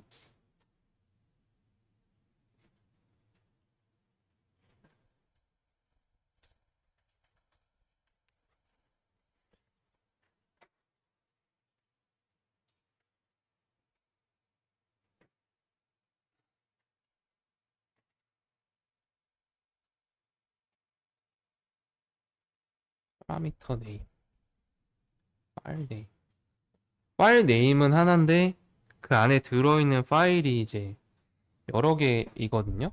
그렇죠? 그래서 이 파일 이름은 찍어보면 하나로 그냥 파일이라고 뜰 거예요.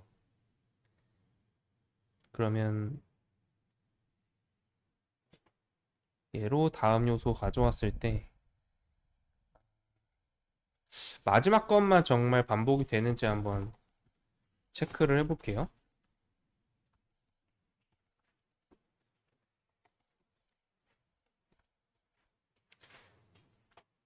세 개를 업데이트를 해보고 딱 세 개만 돌아가야지. 하나만 돌아가죠. 하나만 들어가고 음, 그러면 멀티라는 것 자체에서 우리가 보내고 있는 이 파일 이름 자체는 요 파일 이름 하나거든요. 그런데 그 안에 들어있는 것 자체, 들어있는 파일은 3개가 들어있는 거예요. 하나의 이름으로. 그래서 파일 네임즈에서 가져와 주면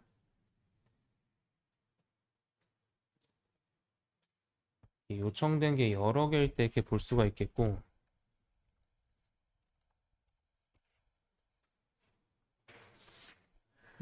또 방법이 있을 텐데. get 파일.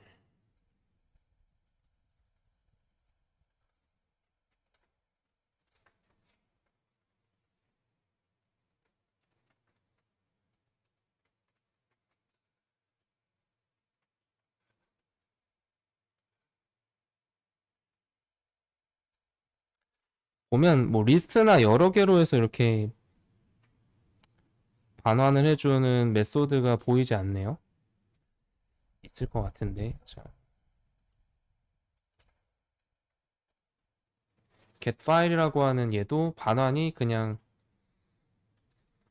파일 타입 하나로 되어 있고, 여러 개를 받아올 수 있는 게 없어 보이는데,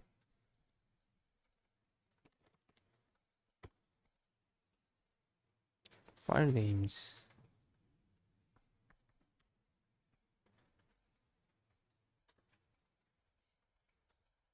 자, 요거 클래스 가지고는 우리가 여러 개를 어쨌든 전송할 때는 이 인풋 태그 하나로 여러 개를 담는 걸로는 가져오는 메소드는 안 보이는 것 같아요. 자, 그거는 이제 다른 또 라이브러리를 사용해 보면서 하나의 인풋 태그에 여러 파일을 넘겨보는 것도 한번 보도록 할게요.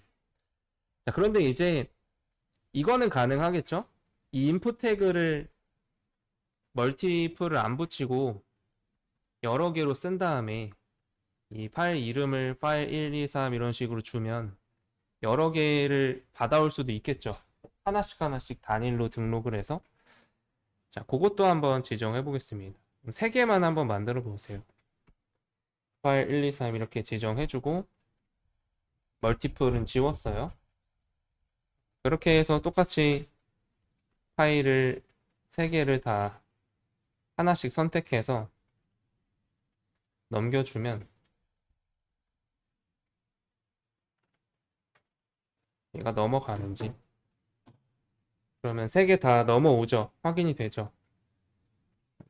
중간에 뭔가 뭐 라인을 하나 넣어서 구분을 시켜볼게요. 여기만 좀 추가를 했습니다. 그리고 아웃을 마지막에 파일 크기 밑에다가 여기다가 넣어주죠. 다시 업로드 했을 때 파일 3개로 이렇게 나눠져서 들어오는 게 보이죠? 그렇죠? 파일 1, 파일 2, 파일 3 이런 식으로 여러 개를 전달받을 수가 있겠어요. 근데 지금은 이제 인풋 태그를 각각 나눠서 이렇게 요청해서 확인해 볼 수가 있겠습니다. 자, 여기까지 되셨나요? 네.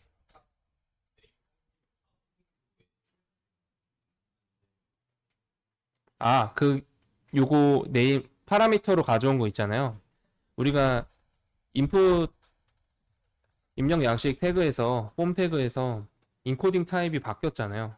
그러면서 이제 리퀘스트 객체 자체에 파라미터의 그 파라미터 이름이랑 파라미터 값이 리퀘스트에서의 그 파라미터 이름으로 못 가져오는 거죠.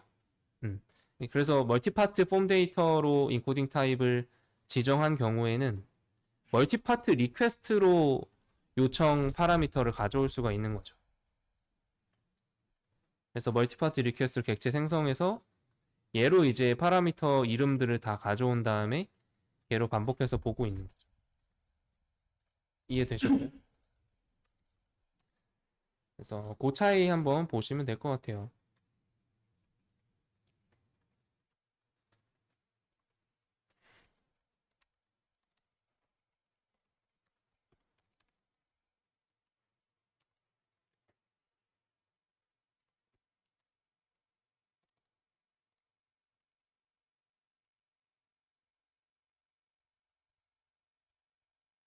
여기까지 한번 보도록 하겠습니다.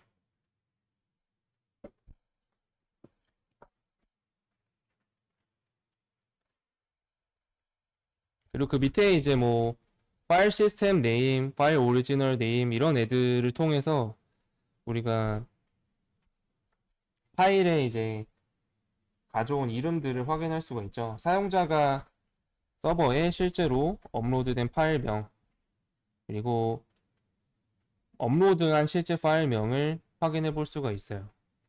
파일 시스템 네임이 서버 측에 서버의 업로드 경로에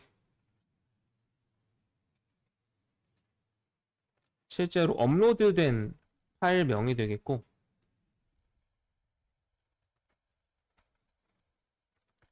오리진 파일 네임은 클라이언트가 넘겨준 파일 이름 있죠. 그렇죠? 클라이언트가 업로드한 파일명이 되겠습니다. 그러니까 이런 거예요. 내가 강아지.png를 첨부를 했어요. 그럼 서버 측에서 이미 강아지.png가 있어. 보통 우리가 윈도우 같은 경우에는 이런 식으로 두 번째 넘버링이 붙잖아요. 괄호 안에. 실제로 이렇게 이미 강아지가 있다라고 해서 중복된 파일이다라면 서버에는 두 번째 파일로 이렇게 업로드가 되겠고, 그렇죠? 클라이언트가 올린 이름은 오리진 파일 네임으로 가져올 수가 있는 거죠. 그 차이를 비교해 보시면 되겠고, 컨텐트 타입은 얘가 뭐 이미지 파일인지 어떤 파일인지 알려주죠. 이미지, JPEG. 그래서 컨텐츠 타입을 볼 수가 있습니다. 그래서 얘가 이미지, JPEG, PNG, 뭐 이미지 GIF 이런 속성이다. 그럼 우리가 이미지 형식이다라고 하는 걸 파악을 해줄 수가 있는 거죠. 그걸 확인해 볼 수가 있고, 그 다음에 밑에 내려가면 저장 경로. 얘는 파일 객체에서 get pass를 통해서 실제 서버에 업로드된 그 파일 경로를 가져와 볼 수가 있어요. 그렇죠? 그럼 이걸 이제 데이터베이스에 저장을 해주면 돼요. 저 get pass로 가져온 이 드라이브의 업로드 폴더에 실제로 저장된 파일 이름을 DB에다가 파일 경로를 저장해주고 나중에 조회할 때 저 파일 경로를 조회오고 그 이미지를 불러와서 클라이언트 측으로 그 이미지를 응답을 해주면 돼요. 그러면 상품 상세 정보 보기 화면에서 이미지를 띄워줄 수가 있는 거죠. 자, 거기까지 한번 보시면 되겠고 또 다른 파일 그 업로드 라이브러리 파일을 사용하는 라이브러리가 있어요. 그거까지 한번 보도록 하겠습니다. 229페이지 한번 보시면 커먼즈 파일 업로드를 이용한 파일 업로드라고 나오죠. 그러면 파일 업로드 패키지인 커먼즈 229페이지 커먼즈 파일 업로드는 서버의 메모리상에서 파일 처리가 가능하도록 지원합니다. 그래서 커먼 IO 패키지를 바탕으로 작성했기 때문에 서버로 파일을 업로드하기 위해 오픈 라이브러리 커먼즈 파일 업로드 자르 IO 자르 파일을 다음 사이트에서 다운로드 해야 된다. 그래서 뭐 커먼즈 아파치 다운로드에 가면 두 가지가 있죠. 커먼 파일 업로드가 있고 커먼 IO라고 하는 파일이 있습니다. 얘도 이제 라이브러리 받아서 추가를 해주면 되겠죠. 그래서 그때 이제 이 방식으로 사용한 것들을 보면 되겠고 그 230페이지에 보시면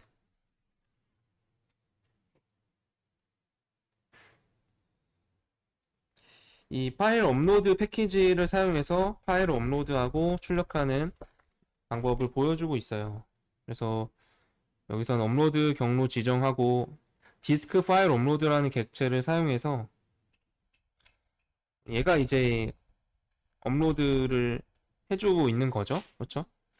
그래서 이 객체를 통해서 우리가 파일 이름들을 가져와서 실제로 업로드 처리한 것까지 한번 해보도록 하겠고 나머지는 똑같아요. 폼 태그에서 또 역시 파일 태그 작성하고 하는 건 동일하고 다만 이 라이브러리를 다른 라이브러리로 사용하게 됩니다. 그거까지 한번 다른 형식으로도 한번 시도를 해보도록 할게요. 자, 그러면 구글에 들어와서 여러분 구글에 들어와서 지금 요 라이브러리를 한번 받아보도록 하죠. 커먼 아파치로 되어 있는데 커먼즈 아파치 이렇게 검색해보면 나올 거예요. 그러면 commons apache.org.com 해서 org라고 나오죠. 이 사이트 들어가면 다운로드 메뉴가 있을 거예요. 다운로드 메뉴가 있나요? 안 보이나요? 뭔가 여러 가지 설명이나 이런 것들이 나오고 이 왼쪽 메뉴에도 다운로드라는 이름의 메뉴가 아예 안 보이나?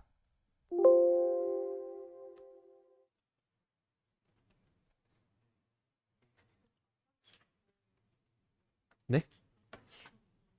아파치가 이 제품 이름이에요. 그 뒤에 서버를 개발하는 그쵸? 회사 이름이기도 하면서 이 제품에 대한 이름이기도 해요.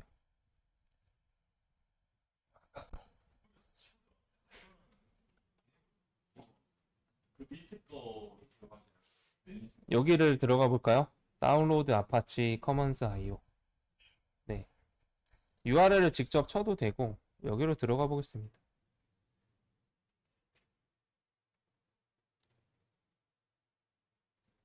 여기 들어오면 근데 커먼 IO밖에 없죠. 그러지 말고 URL을 직접 쳐보죠. 여기 사이트 들어와서 commons apache.org 들어와서 다운로드 뒤에 슬래시하고 다운로드만 쳐주면 될 것 같아요. 들어가 보죠. 릴리즈에 들어가면 나오네. 릴리즈 메뉴에 들어가면 나오고 여기에 막 여러 가지가 있죠? 그러면 어떤 것들이 있나 한번 봅시다.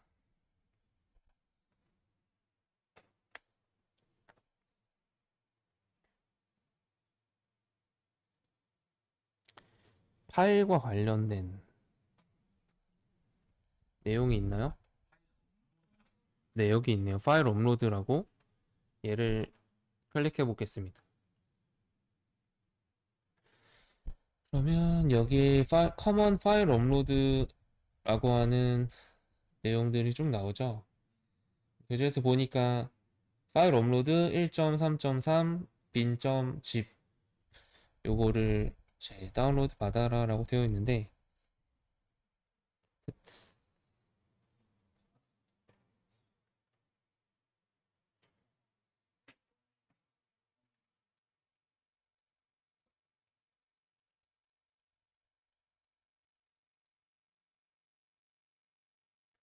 교재 있는 버전하고 좀 일단 달라서 한번 이 버전으로 맞춰서 검색을 해볼게요. 파일 업로드 코어도 안 들어가지고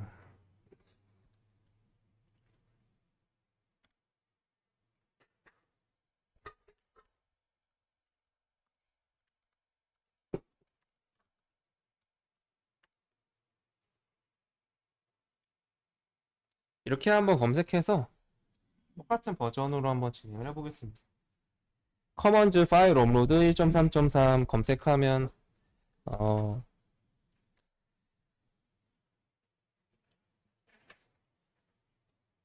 메이븐 레퍼지토리라는 사이트가 나오죠? 여기 한번 들어가 볼게요. 그럼 여기에 자르라고 파일이 있나요? 얘를 한번 받아보겠습니다. 베어리스 뉴 버전 뭐 아티팩트 나오는데 자르 눌러서 라이브러리를 받아보죠. 나중에 가면 이 메이븐 레퍼지토리에서 프로젝트에다가 이 라이브러리를 추가해주는 여러가지 빌드 도구에 대한 코드를 알려줄 거예요. 네, 그건 이제 뒤에서 우리가 배우게 될 거고 여기에 이제 이 아파치 커먼 파일 업로드 말고도 커먼 IO도 한번 받아볼게요. 1.3.3 검색을 해서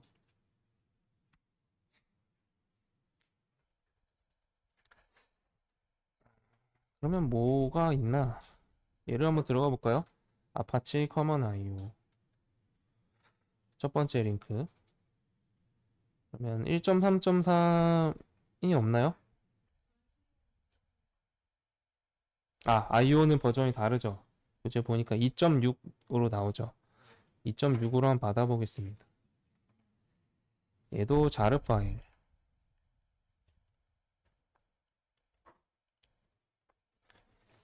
받아서 프로젝트 라이브러리 파일이 뜨는지 보도록 하죠. 요거 두 가지, 그쵸? 가져와서 프로젝트에 추가해 볼게요.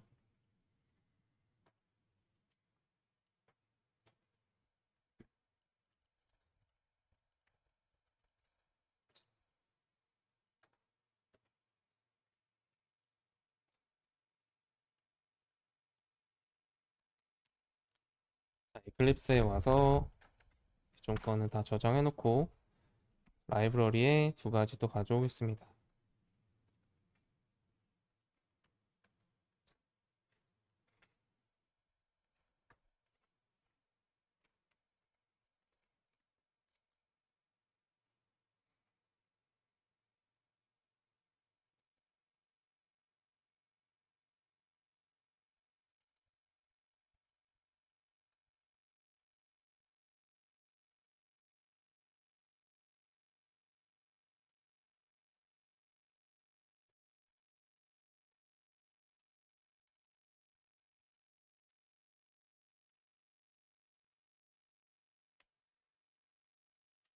자, 다 가져오셨나요? 그 다음에 한번 이어서 실습을 해보도록 하죠.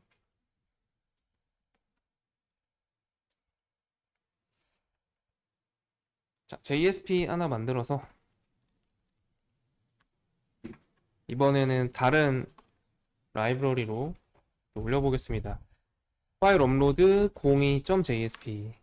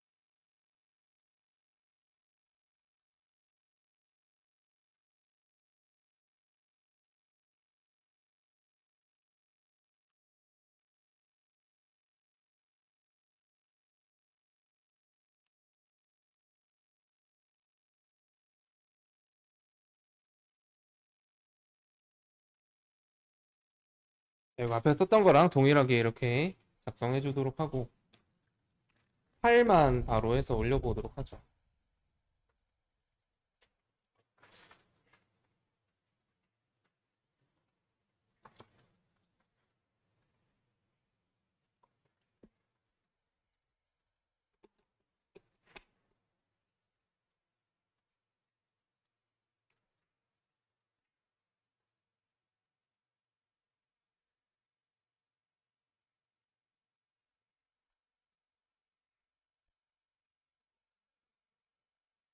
어떤 거요?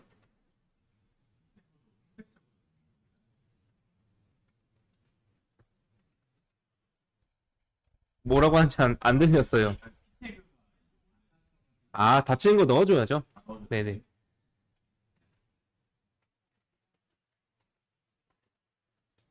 근데 없어도 에러가 막 나고 하진 않을 거예요. HTML은 처음에 읽혀지면 그다음까지는 진행이 돼서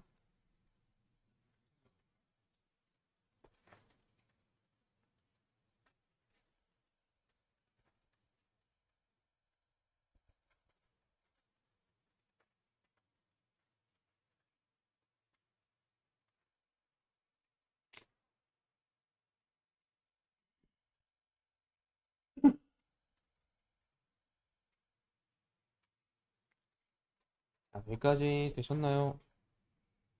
자, 그러면 요거 프로로 요청을 보내야 되죠? JSP 만들어서 업로드 02 언더바 프로 만들어서 글을 작성해 보겠습니다. 또 사실 뭐 화면에다가 띄워줄 건 없어서 바로 코드를 써보죠.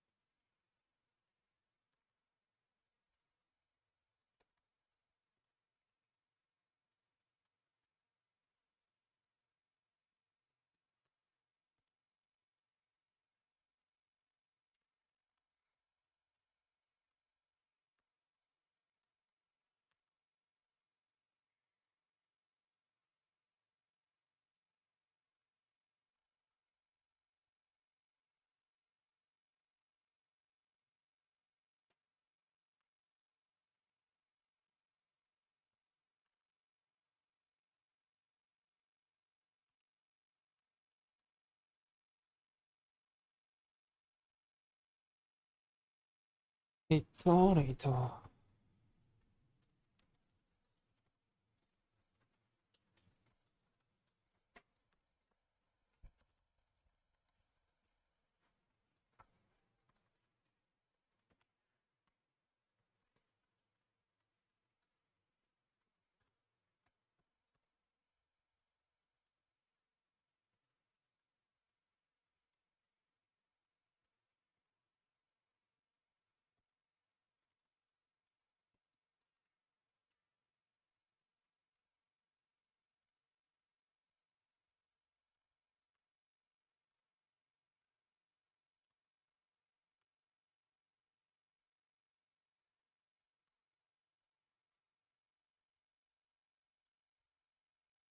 자, 지금 임포트 하다 보면 아파치 커먼즈 파일 업로드 밑에 파일 아이템 디스크 파일 업로드 이렇게 여러 개들이 임포트가 되잖아요. 그럼 계속 임포트 나열하지 말고 파일 업로드 밑에 클래스들을 다 가져오겠다. 이런 식으로 써도 되겠죠. 음. 자, 그렇게 한번 써보도록 하고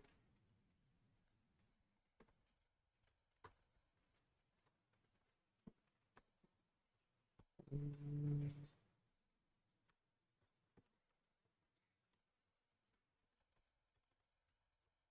각각 파일 아이템별로의 데이터들을 가져와 보죠.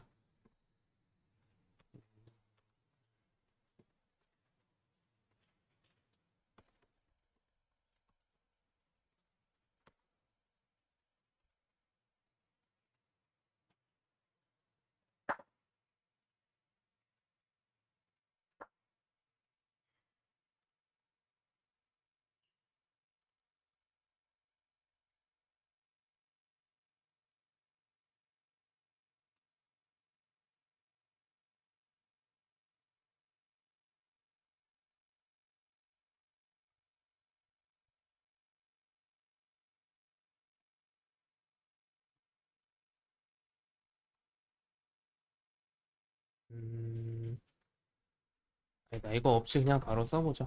파일에 파일.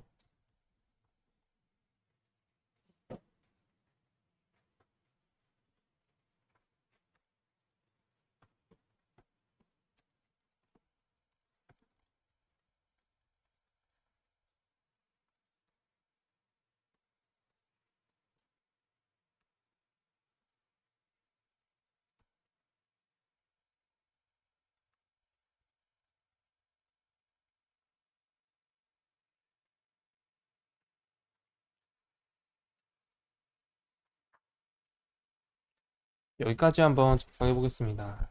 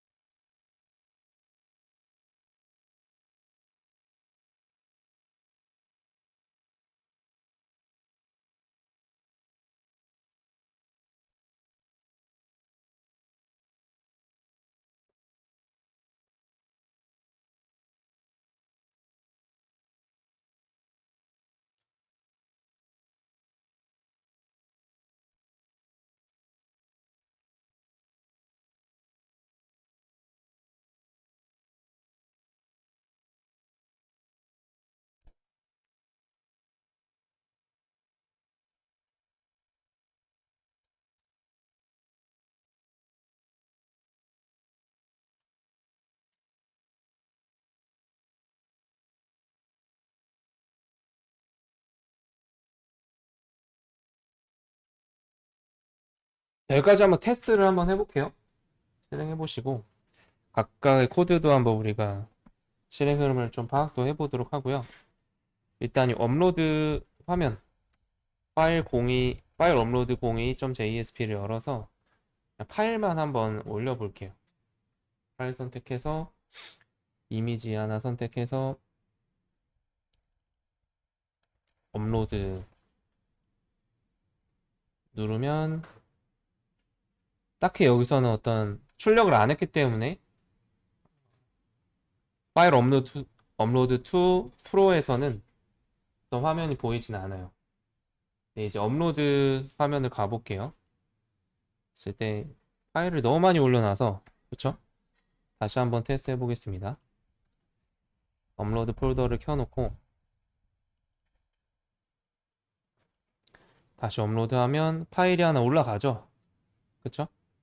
업로드가 되는 걸 볼 수가 있어요. 자, 그 과정을 한번 보도록 하겠습니다.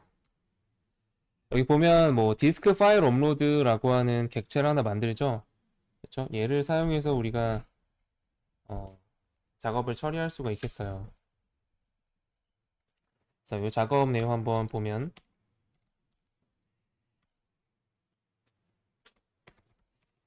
얘가 커먼스 파일 업로드에서 파일 업로드를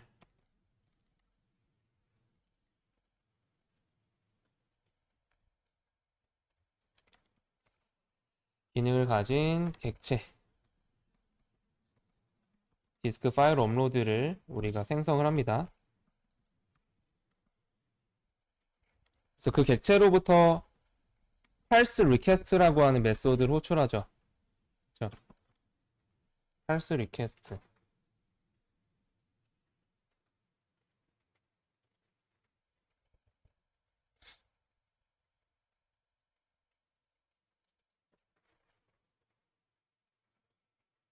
그러면 이 parse request라고 하는 메소드를 호출하면 이 안에다가 리퀘스트 요청 객체를 넣고 있잖아요.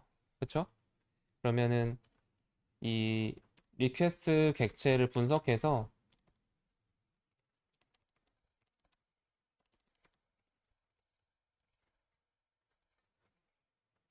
사용자가 보낸 데이터들 중에서 파일 형식으로 읽을 수 있는, 즉 우리가 멀티파트 폼 데이터라고 하는 로 가져온 데이터 있죠. 멀티파트 폼 데이터 유형의 파라미터만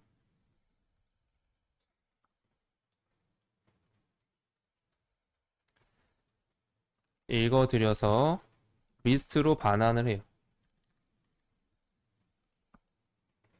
그러면 이 아이템즈 여기 리스트에 들어있는 거는 우리가 뭐가 있겠어요? 파일만 있겠죠. 그럼 얘는 사실상 파일 파라미터만 들의 파라미터 목록 리스트가 있는 거죠.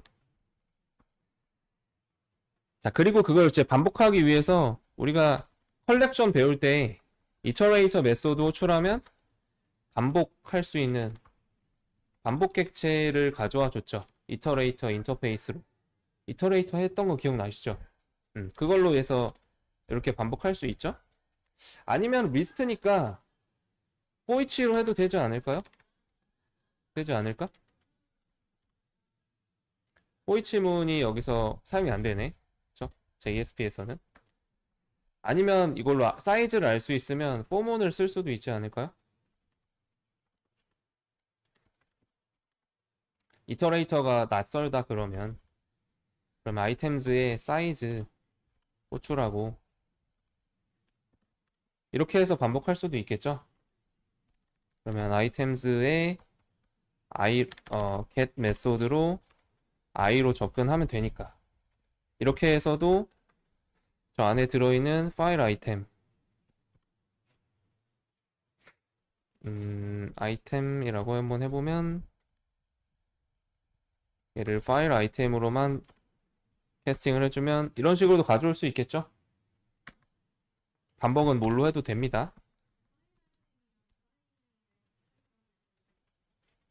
파일 객체는 자바에서 우리가 자바 패키지에 기본적으로 제공이 되는 애고, 파일 아이템은 아마도 지금 이 커먼 IO에서 만들어 놓은 클래스겠죠?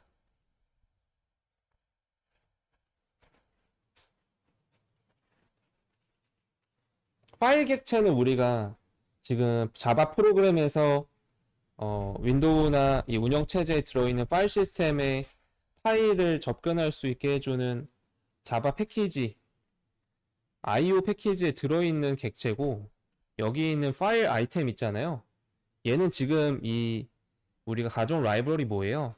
커먼즈 파일 업로드 있죠? 이 라이브러리 내에서 제공해주는 객체예요. 그 객체, 얘가 역할을 하는 건 뭐냐면, 우리가 가져온 파일 목록 있죠? 이 파일 목록의 하나하나의 요소들이 어떤 클래스로 들어있는 거예요? 파일 아이템이라는 클래스로 들어있는 거죠. 그러니까 여기다 사실 리스트에다가 뭐 파일 아이템이라고 이렇게 써도 되겠죠? 그럼 이 안에 요소들이 뭐가 되는 거예요? 파일 아이템이 되어 있을 거고, 그렇게 되면은 얘를 그래도 캐스팅이 들어가긴 하네. 네. 이터레이터로 돌렸으니까. 그럼 만약에 얘도 이터레이터에도 파일 아이템으로 걸면, 가져오면 캐스팅 안 해도 되겠죠. 되셨나요? 자, 그래서 어쨌든 뭐 그 코드는 보시면 되겠고, 반복을 이렇게 하든 이터레이터로 하든 하시면 되겠고, 그래서 파람즈의 넥스트에서 그럼 다음 요소 하나씩 가져오죠. 거기 안에 들어있는 얘가 파일 요소들. 파일이 여러 개 있다라면 하나의 한 파일들을 가져온 게 되겠죠. 파일 아이템을 항목을 하나씩 가져오고, isForm field라고 하는 메소드로 해당 가져온 이 요청 파일 아이템이 일반 데이터인지 아니면 파일 데이터인지 확인을 해요. 그래서 일반 데이터면 true, 파일이면 false가 나온다. 그래서 얘를 했을 때 false여야 파일인지 확인을 하는 거죠. 쉽게 생각하면 이 if문은 파일인지 확인을 하는 거예요. 파일이면 if문 안으로 들어와서 get name 해서 파일 가져와 주고, 그 다음에 이 파일 이름 얘를 가져와 보면 이 이름이 가져와지겠죠? JSP 파일 upload.jpg가 가져와지겠죠? 그러면 이제 그거를 우리가 파일 객체로 해서 여기다가 지정을 해줘요. 인스턴스를 하나 만들어요. 실제 우리가 업로드할 파일 경로하고 파일 이름으로 만드는 거죠. 그러면 어디 하고 업로드 경로 그 밑에다가 강아지.jpg 이걸로 해서 객체를 만드는 거죠.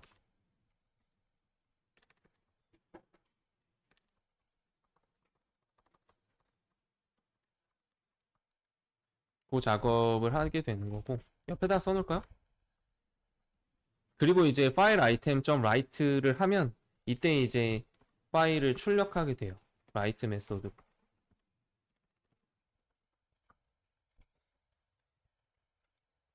그래서 얘는 파일을 저장.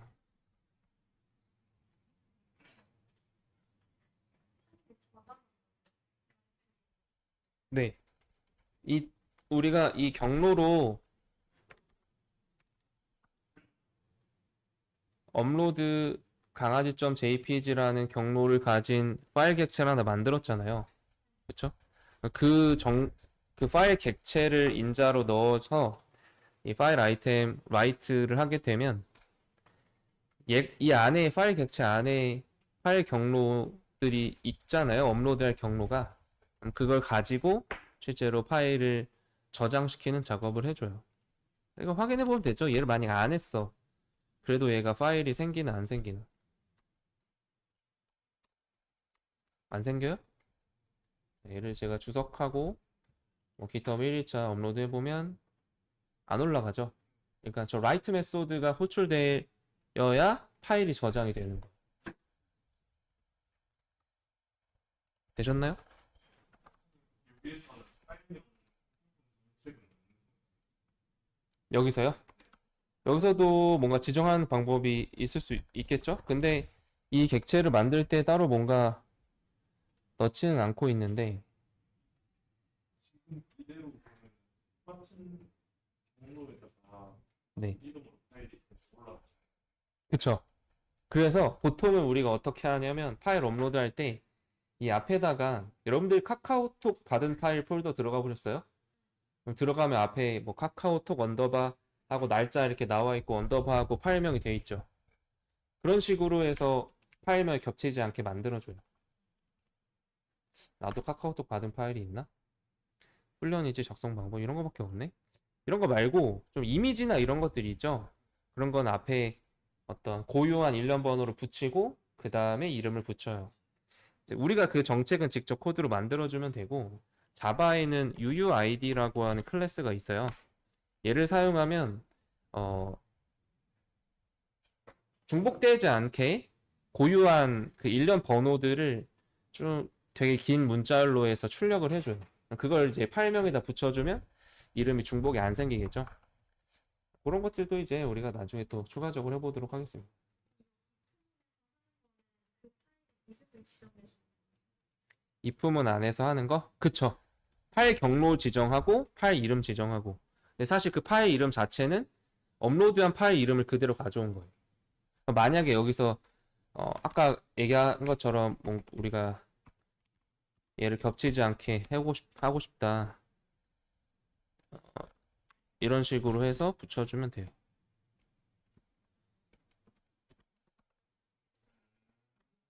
그러면 만약에 업로드를 했을 때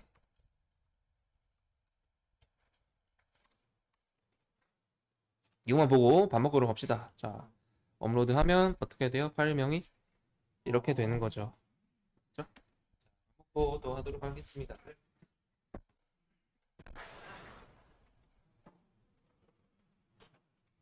Recording